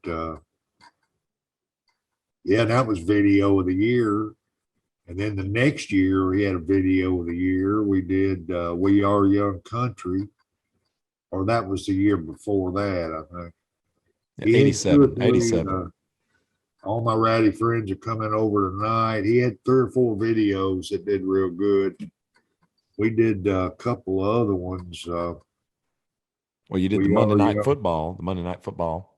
We did the Monday Night Foot. We did the original Monday Night Football in '89. That was that won an Emmy. Mm-hmm. It was a sport. It was the very first sports Emmy, sports theme, and they used it the next year too, and it got nominated. And I think it might have won another Emmy. And then he did it several more years, but they knocked the band out of it. And they got like one guy with a synthesizer to simulate all the parts, and they didn't have to pay us royalties like they did for the first 2. The first 2 years, 89 and 90, when you do the theme for the TV show and it's played every week, you get paid like 14 or 18 weeks. And everybody got a couple of grand off of it, extra, besides the Hank paid money, but it came in handy, and it was cool to be part of it. We recorded that in Nashville.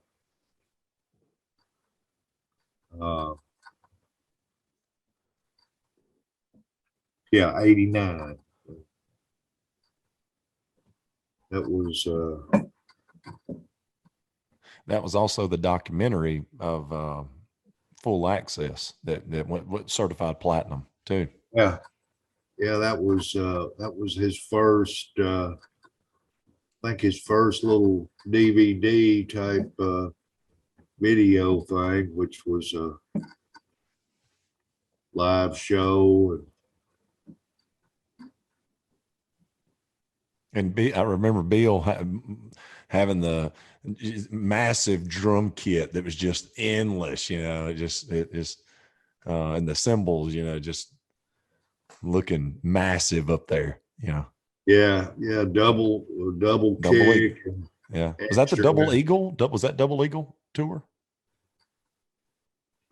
We did a Double Eagle tour.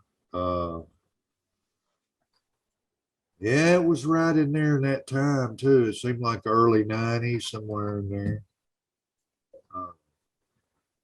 Now you guys played several award shows too, right? Yeah, several. I know we did 5 or 6 of them, and Hank was kind of like a co-host a year, Yeah. once or twice, maybe. Yeah. I remember y'all starting one of them off with "If the South Would Have Won, We'd Had It Made." Yeah, we cut that record too. Uh, yeah, we did that, and My, how the times have changed. You wouldn't see no award show now starting off with something like that. yeah, it's that's probably a little bit too controversial now, but yeah, I don't think they'd be playing much of that, but Yeah, it was CMAs and ACMs. I mean, you guys did both of them. oh yeah. That's, Yeah, we did about 50 or 60 Hank TV shows, and CMT, CNN, TNN, Ralph Emery shows, and hell, y'all was on Hee Haw. we did Hee Haw a couple of times. Yeah, we did a bunch of those shows. Well, tell us about Merle Kilgore. He just seemed like he was a cat, man. He was something else. What a great guy. He was a songwriter too. He wrote Ring of Fire for Johnny Cash. That's right. And he also wrote Wolverton Mountain was a hit in 1960. Did he do Let Somebody Else Drive? He did When You Get on the Whiskey, Let Somebody Else Drive. He wrote that. John Anderson, I think, did that. I love it, dude. Yeah. He wrote More and More for Webb Pierce back in the 50s. He wrote Johnny Reb for Johnny Horton. He seemed like he was always on cloud nine, man. I mean, he always seemed like he was just having the time of his life, you know. He was real happy when he became manager because his he got 10% of Hank's money. His salary went from very medium up to big money, you know. Merle actually helped him get on the Monday Night Football thing. He spoke with the label and negotiated the deal, and I believe it was $1 million deal, and so just that little lick, it's like $100,000 lick for Merle, just making a phone call. You know, No wonder he was happy. Yeah. Oh man, his he just had this grin on his face the whole time. He was happy, and and Hank making that big money, him getting a nice little piece. He was getting a nice taste, and made a few $1 million, and we sure miss him. He died in 2005, the same year my daddy died, and boy, he was funny. He was so funny, and now was you a part of that show? I've seen Bill Marshall talk about it. I'm trying to think of what year it is. It was at Washington, and it included the Beach Boys, I believe. Was that before? That was the year before I came. Gotcha, because I've seen him talk about that one a lot. 4th of July thing. It was the Beach Boys and Ringo and America. It was some kind of big, like a government 4th of July celebration thing. Correct. Yeah. You know, they're paying big money for those guys. And in front of 1 million people, I've heard. Yeah. It was something like that, maybe 500,000 or something. I forgot. It was a huge crowd, and they filmed some of it, and that was a year before I came. What But was the we biggest? did- What was the we did biggest a one you couple- did? We did a couple of them like that at some festivals. One in Texas was at the Texas Speedway, and I've seen footage of that one. they had a 500,000 out there at that one. It was I tell you what we did at that one. It was actually a really good. The whole show was good, but what gets played was little Hunter Hayes was a little bitty kid, about 3 or 4 years old, playing Do- squeeze box, and he came Yep. up with us. And I was up there on that, and the band's playing. I forgot it did Jambalaya. Jambalaya. Yeah.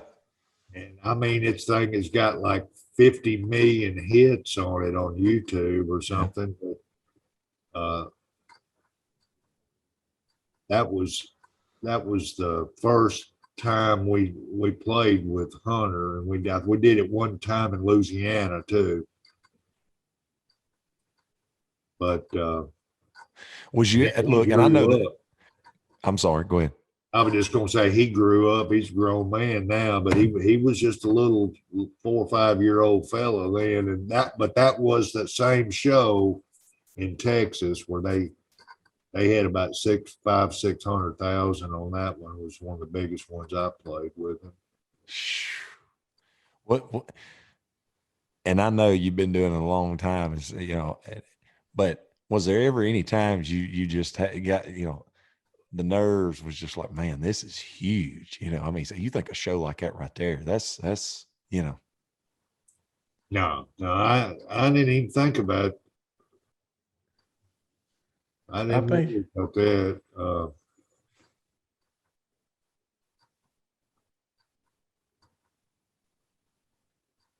With everything you had done up before then, I'm gonna say you were pretty prepared, no matter Yeah, how big the crowd was. It probably wasn't that big a deal. Yeah, sometimes a TV thing, like when we first did with the Aces in '75, we went out and did Don Kirshner's rock concert and midnight special in '75 when Third Rate Romance just came out. That was a little scary because none of us had ever done any national TV at that point. Uh-huh. And it turned out fine. I mean, just a little bit of butterflies right before you do it, hoping that you don't, look like a fool if they happen to catch you on the camera or something. But then, once you get started, it's like, it is what it is. I'm butt ugly. What am I going to do about it now? I'm Billy E from Tennessee, y'all. Come on over here with that camera. We always had a ball and never did have too much nervous things. Now that Kansas City show, when he wasn't doing such a good job and had a little too much to drink, it wasn't like being scared or nervous, but it was a little humiliating, but embarrassed. I mean, then we got feared for our life when they started throwing stuff, but that was a little difficult, really, when we were thinking they could turn this bus over. They were rocking the bus. But thank goodness nobody got hurt. But I'm going to bring this up, and just because I've seen you talk about it on your Facebook page, every once in a while I'll see you put it up and you'll say, so many years sober, or so many years now smoke free, or, a lot of people in this business, and I've said this before, I've lost a couple of members to drugs. Okay. So everybody knows that there's some things in this business. It's not pretty, and there's dark things. My question to you is, what was your experience with a lot of that? Maybe you can help teach some folks, and whatever along the way. Where did maybe that creep in, and share with us what you can maybe about some of that and how you overcame that later, and Yeah, it just I didn't really have any real horrible issues with alcohol, but I got sick and tired of being sick and tired. I just when you've got absolutely all you want, sometimes certain people abuse that privilege to drink, and I was one of them. And I just, when you've got cases and cases of Jim Beam with your name on the label, pretty soon you start thinking you're, king. I'm the whiskey king. Just look at the bottle. My name's written on there. Pretty soon,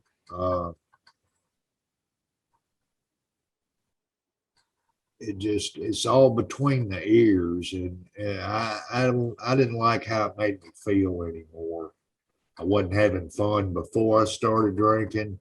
I'd get through, I wasn't having no fun, and I just thought, well, I need to stop drinking this stuff, because so I found out that I can't drink one. I can't have one or two. I was going to have one, I was going to drink 10. I was going to drink 10 or 15 and get way too hammered and maybe say something, act a fool, fall down, do something stupid. It was going to be some kind of problem. And when that stuff starts happening every day, you can keep going and having trouble and problems, or you can try to get some help. So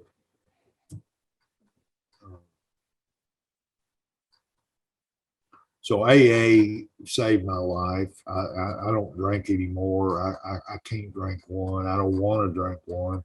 Some people can drink, and I that's okay if they can handle it and they don't have any issues with it. More power to them. For me, I had to accept that I can't handle this. It's I tried on my own. It wasn't working good, but a higher power gave me strength to do it one day at a time, and that's how I just keep rolling with it. I look at it like I'm gonna do it one day at a time, and my life's been a whole lot better. 27 years. December 1st will be 28 years without a drink of any alcohol. And I had to stop smoking cigarettes. I had a collapsed lung 3 years ago.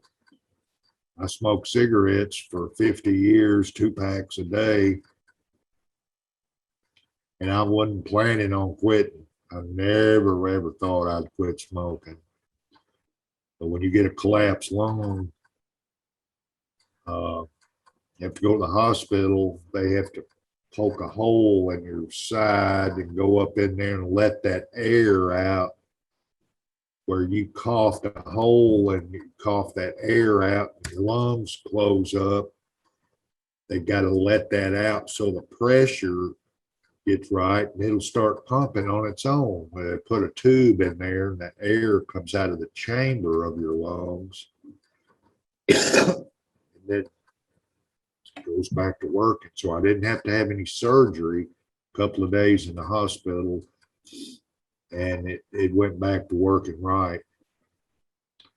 The doctor, the lung doctor, said, if you keep smoking, 2 packs a day or just a few cigarettes a day, you're gonna have problems again. He said it's a good time now to go ahead and try to shut the tobacco out of your life if you can. So I did it with the patches and Nicorette gum. And then you do that for 2 or 3 weeks, and then you start off strong, and you get to the middle, and then you kind of wean off of it after about 2 months or 3 months, and you get down to where you get all the nicotine out of your system, and thank goodness it went away. The craving, nicotine has got to be one of the worst drugs there is. I've done every damn one of them, every possible drug you can think of, and nicotine grab a hold of you. It don't want to let go. But have something like a collapsed lung will make you rethink it. So I'm grateful to not be smoking no more. Plus, you get to save $3,500 a year. 3 years, that's about 10 grand I've saved. So it'll help your bank account a little bit too. But yeah, I'm missing those cigarettes every now and then when I'm drinking coffee. But just for a second, then I think, it ain't nothing I need that bad. So, and that's might let me get to see my grandkids a little bit longer. Right. So, the alcohol is not good for some people. If you've got a drinking problem, I highly recommend getting some help and try to get off it. Put a cork in that jug. Cigarettes, same thing. If you can't afford to spend $10 a day buying a couple of packs, shut it down. Save that money. You know, that's $200 or $300 a month you can save up. So that's a way to look at it. You know, for me, I still like to eat Klondike bars, cornbread, and some of them other good foods. My wife fixes chicken.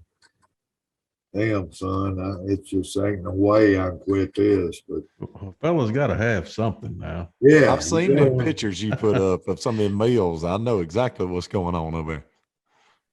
Woo. Yeah, that's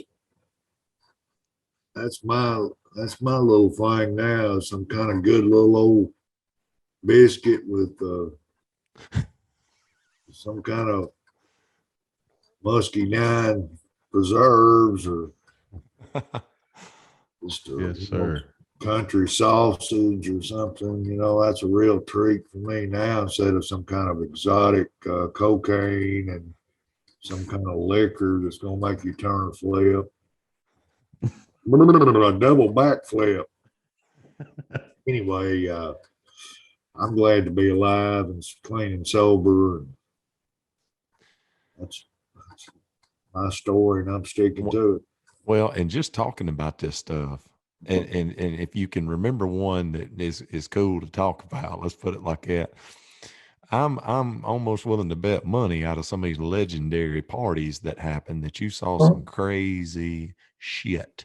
So I'm wondering what is, give us a crazy story that maybe happened behind the scenes that, I've seen one picture with Bill and Hank getting in the shower with him or something in a motel or something, just playing a trick or something, whatever. But what was some crazy something, funny or wild or over the top? It don't matter, man.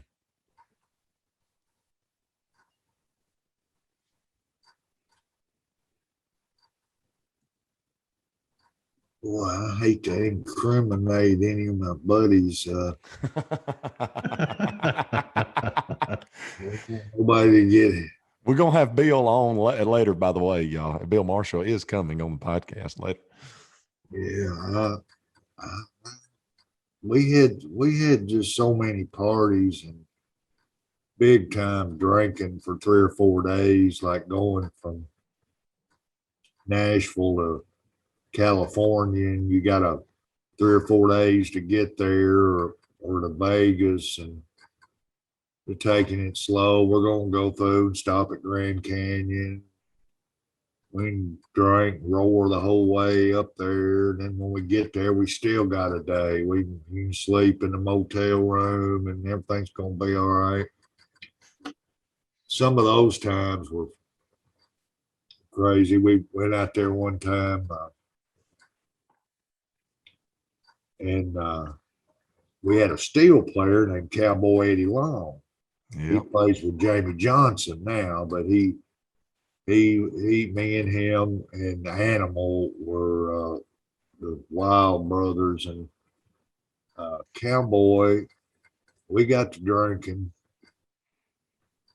for a couple of days, and he got the bright idea that it would be the funniest thing ever if he would just shave off half of his mustache. So he cut half of it off, left the other half on there. That doesn't sound that wild, but it was pretty crazy. You know, James Bo Edwards, we had him on the podcast. He was talking about playing with Cowboy Eddie Long. They remember that picture he shared on Facebook. He was playing with him. Right. Yeah, the Cowboy. Well, we have roared hard. I mean, just nearly not that far from alcohol poisoning kind of drinking, we're just about dead from it. It killed pretty quickly when you drink. If you drink too much, it can kill you. Some people think, oh, I'm if you drink too much, if you just turn up a fifth, sometimes and you keep on doing it, one day it's gonna hit you and you just gonna fall over dead. But we luckily never did have that happen. But we had about 8 or 10 of our road crew died from drinking and drugs and just too much of everything. Thank goodness we're still kicking, and Cowboy's sober now. I think he's got about 11 years. He got me going.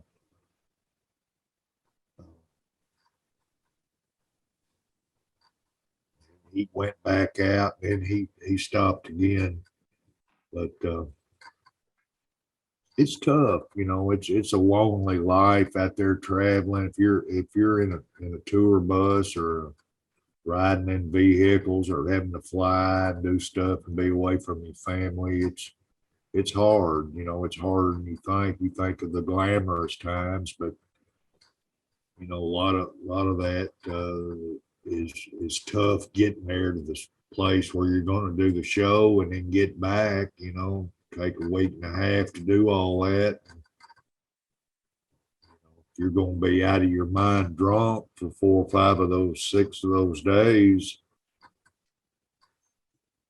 there's a chance that a whole lot of craziness could happen, and possible hurting your health real bad, and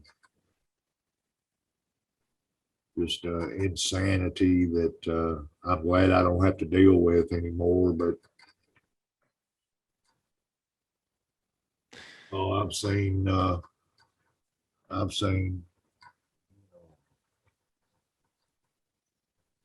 lot of people that push it to the limit.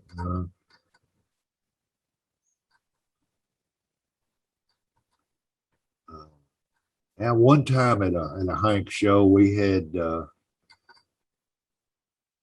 some of them gals up on the front row took their bras off and threw them up on stage at Hank. We had about 20 or 30 of them hanging all over the drums and the mic stands, and all the guitar players had 2 or 3 of them on them. They were all over the piano. That was a crazy show. It's kind of hard to concentrate on what you're doing, looking at the front rows, Sure. Yeah.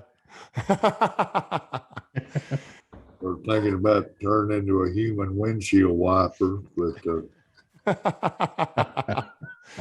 Well, and the whole time you're married during this time. I mean, your wife has to be, I mean, just a true patriot. I mean, uh, yeah, I mean, she knew everything's tight with us, and there wasn't nothing gonna happen. But every now and then, you'd see a little craziness like that. But normally, it wasn't too wild and woolly for some of us that were married. Some of the guys weren't, but because I'm sure they were knocking on the doors. They were trying to, in these towns, we know how that goes. We've been, yeah, it's a few times maybe, but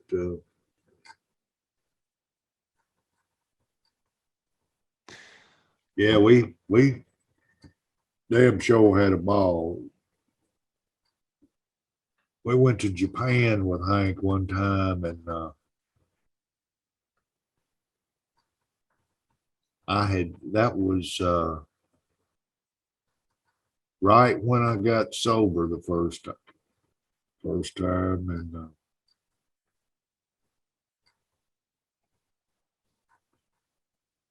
that was fun watching all the guys drinking that sake and getting hammered, and I'd be the only one that was feeling good the next day. I didn't have the hangover and stuff, but we ate good over there. I know that. And getting to play, it was a treat to get into. We played every state with Hank Jr.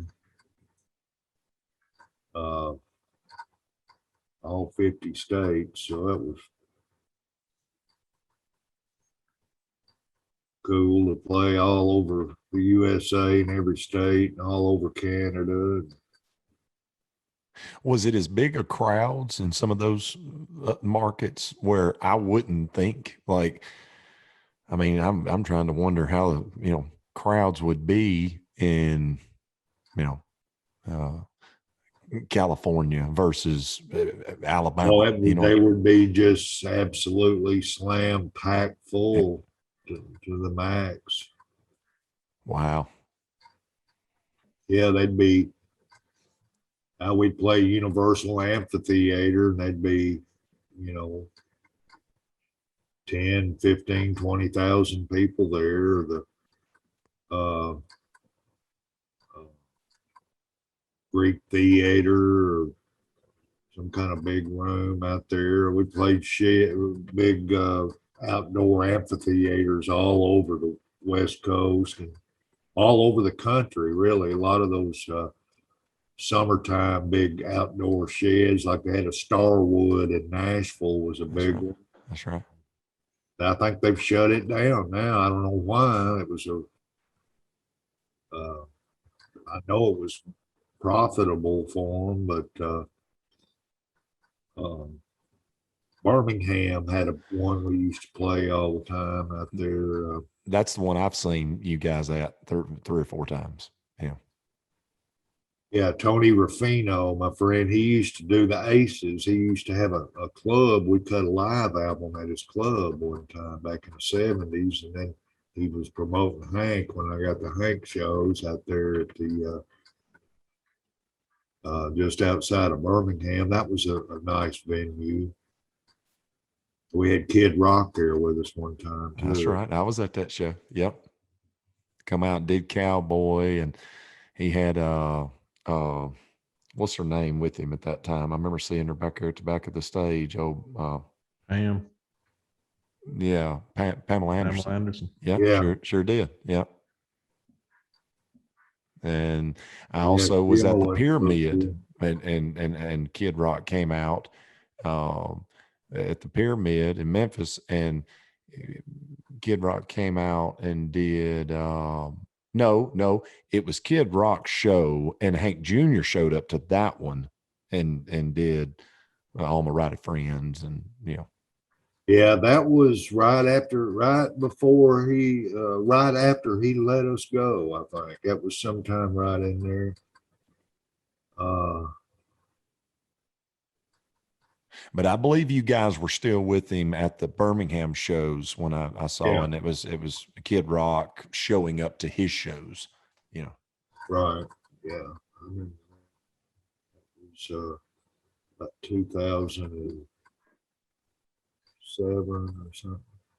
And I remember distinctively the CMT Crossroads show with Kid Rock, the very first CMT Crossroads, and that was huge.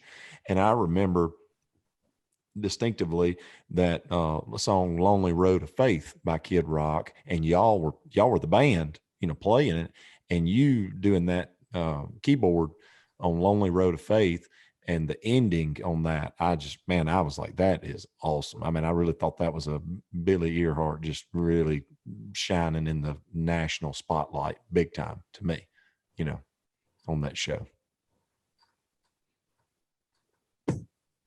Yeah, that was a fun one. And I played it a bunch. I know they repeated that 4 or 5 times on CMT. I think they've played it so many times they don't have to pay us anymore. But we got a couple of grand off that for even after we did it, just for union scale. They had to pay when they show it again, 4 times. I think they had to keep paying. Next year they'd play it again. They'd have to pay. That's a good thing about the union. I'm proud to be a union like member of 45 years.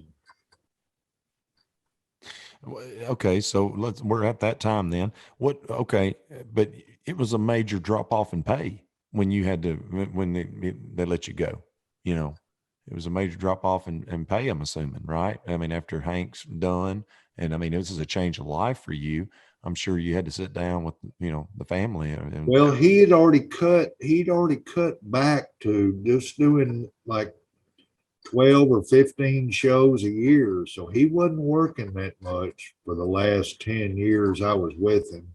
So you were already yeah, that's right. The Bama band was doing other things. He had a bunch of Bama band work and a bunch of Aces work. And I had a whole bunch of other stuff, cutting records with Mule Man and playing some shows with him. And I had a guy named Big Chief here in Fulton, Nick Nichols. And one year we did 130 nursing homes. Me and him do a little duo in a nursing home, just go do an hour.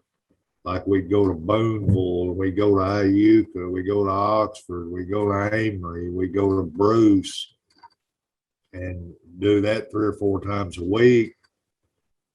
Pick up another little taste. And I like to stay busy, so I don't mind doing all, one day you're at playing for a 30,000, the next day you're paying for 10 people and they don't even know where they're at, in a nursing home, and they're about half crazy. So it's fun to mix it up for me. And I actually saw y'all, the Bama band, at a place called Remington's Hunt Club in Starkville, Mississippi in the early 2000s. I saw y'all there, and I remember it being Animal, Ray, you, and Bill Marshall, I believe. Yeah, we did that a bunch and played some fraternity parties over there at in Starkville, Mississippi State.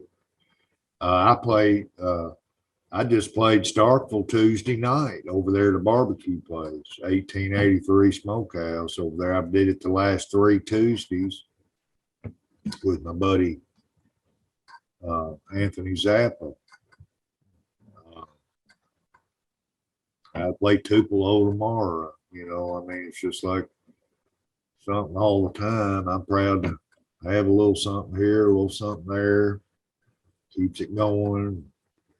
It may not be the big Hollywood money I was getting from Hank, but that's all right. I've done got up to where I make on Social Security anyway, so that kind of makes up for it. So get a little taste here, a little that, and get my Social Security check, old man check. I'm all right. Squeeze through. I'm thankful for my union pension too. That comes in handy. I've been getting that for the last 12 years. It just, man, it seems like you're at a really good place in your life, dude. I see it. Like I said, I see it on Facebook. It seems like you just are happy. I can't complain about nothing. It's just good. It's real good. You can't put any money on that, man. If you're happy, that's beautiful. Yeah, I mean, I'd rather be happy and getting to be around family. First of all, and then if you're getting a little bit of money here and there and staying busy, that's just extra gravy. Sure. Got to make plans to come see you play one night here pretty soon. We do need to go see him play. Ain't no doubt about it. And y'all listening, if anybody's looking for some work, looking for a guy to be on their album, or some keyboard work you need done, BillyEarhart.com is where you need to go. He's got his email on there. Get a bona fide legend professional. Oh, dude, and to put that on your accolades of your album, that this guy who's an absolute legend, and it's Billy, Billy Earhart, EARHEART.com. Thank you, brother. And y'all need to, and he's on Facebook as well, Billy Earhart. I mean, as you can tell, man, just good folks right here, brother. Good folks, and not to mention an absolute legend, in this business. And I'm sure we could go all night long with just some of these stories and could go into a lot more detail. But I was trying to, get the high highs and maybe the low lows and kind of, take it from there. Yeah, there was a bunch of highs and a bunch of highs. I'm gonna say that. Yeah. We had a few lows, but it's all good. We had a lot more highs than we did lows. Mr. Billy, we can't thank you enough for being with us and talking with us tonight, man. This has been such an honor to get to speak with you and thank you, brother. Hear about you. I enjoyed it a lot. I really did. Y'all are real nice, and y'all feeling frisky. Come on out. Every Friday, I'm at Plantersville, Mississippi. That's right by Tupelo. It's just 2 miles from town, just barely outside of Tupelo city limits on Highway 6. Driscoll's Fish and Steak. I got great food. No, exactly where you're talking about. Used to be Estes' Steakhouse. And me and my buddy Zap do a little thing every Friday over there. Me and the Mule Man's got a thing this weekend down there in Choctaw at Mama and them's. Then we got a big show with Bobby Rush coming up at Duck Hill, Mississippi in July. at the Grassroots Festival. Bobby Rush is going to open for Mule Man. Bobby's just going to do it solo, so it's going to be a wild and woolly little. It's outdoors, really beautiful, right out in the country in Duck Hill. Oh yeah, and got a bunch more little old things around Tupelo over there at Lone Star and Hollins tomorrow night, Driscoll's Friday. Just staying busy, proud to have some work. yes sir. Dude, look, I think a lot of people can learn humbleness right here, brother. I mean, to ride that kind of roller coaster in your career, and to be able to still feel blessed when the roller coaster ride is not maybe as high as it once was, and to say, hey, I'm really blessed, and to know where the real blessings are in life. I think there's a whole lot of life lessons that can be learned right here, brother. You know. Well, I don't know, but I'm proud to still be here. I know that. Well, and man, I'm telling you, sharing your story like this and everything, I think a lot of people can learn a whole lot from people, because most people don't get to hear about the ins and outs unless they watch some, documentary on YouTube or some big national chain show, and they usually don't necessarily go this far, and this long. So I think a lot of people's going to really get some, life lessons from it, Yeah, maybe it wouldn't scare the hell out of them too bad. I think they'll be entertained. Man, absolute gold, brother. I mean, this is you made our week. That's for sure. We'll definitely be coming out to see you soon, though. That's for sure. Everybody else, get your butts out there and see this man rock it. That's right. All right. Sounds good. Thank you so much, Billy. Thank you. Thank you, sir. If you need anything, holler at me, and I'm gonna keep you clued in on everything. Thank you, brother. Blessings to you, bro. I appreciate y'all very much. Yes, sir. Stay healthy. Y'all Same too. to you. Y'all have a good night. See y'all.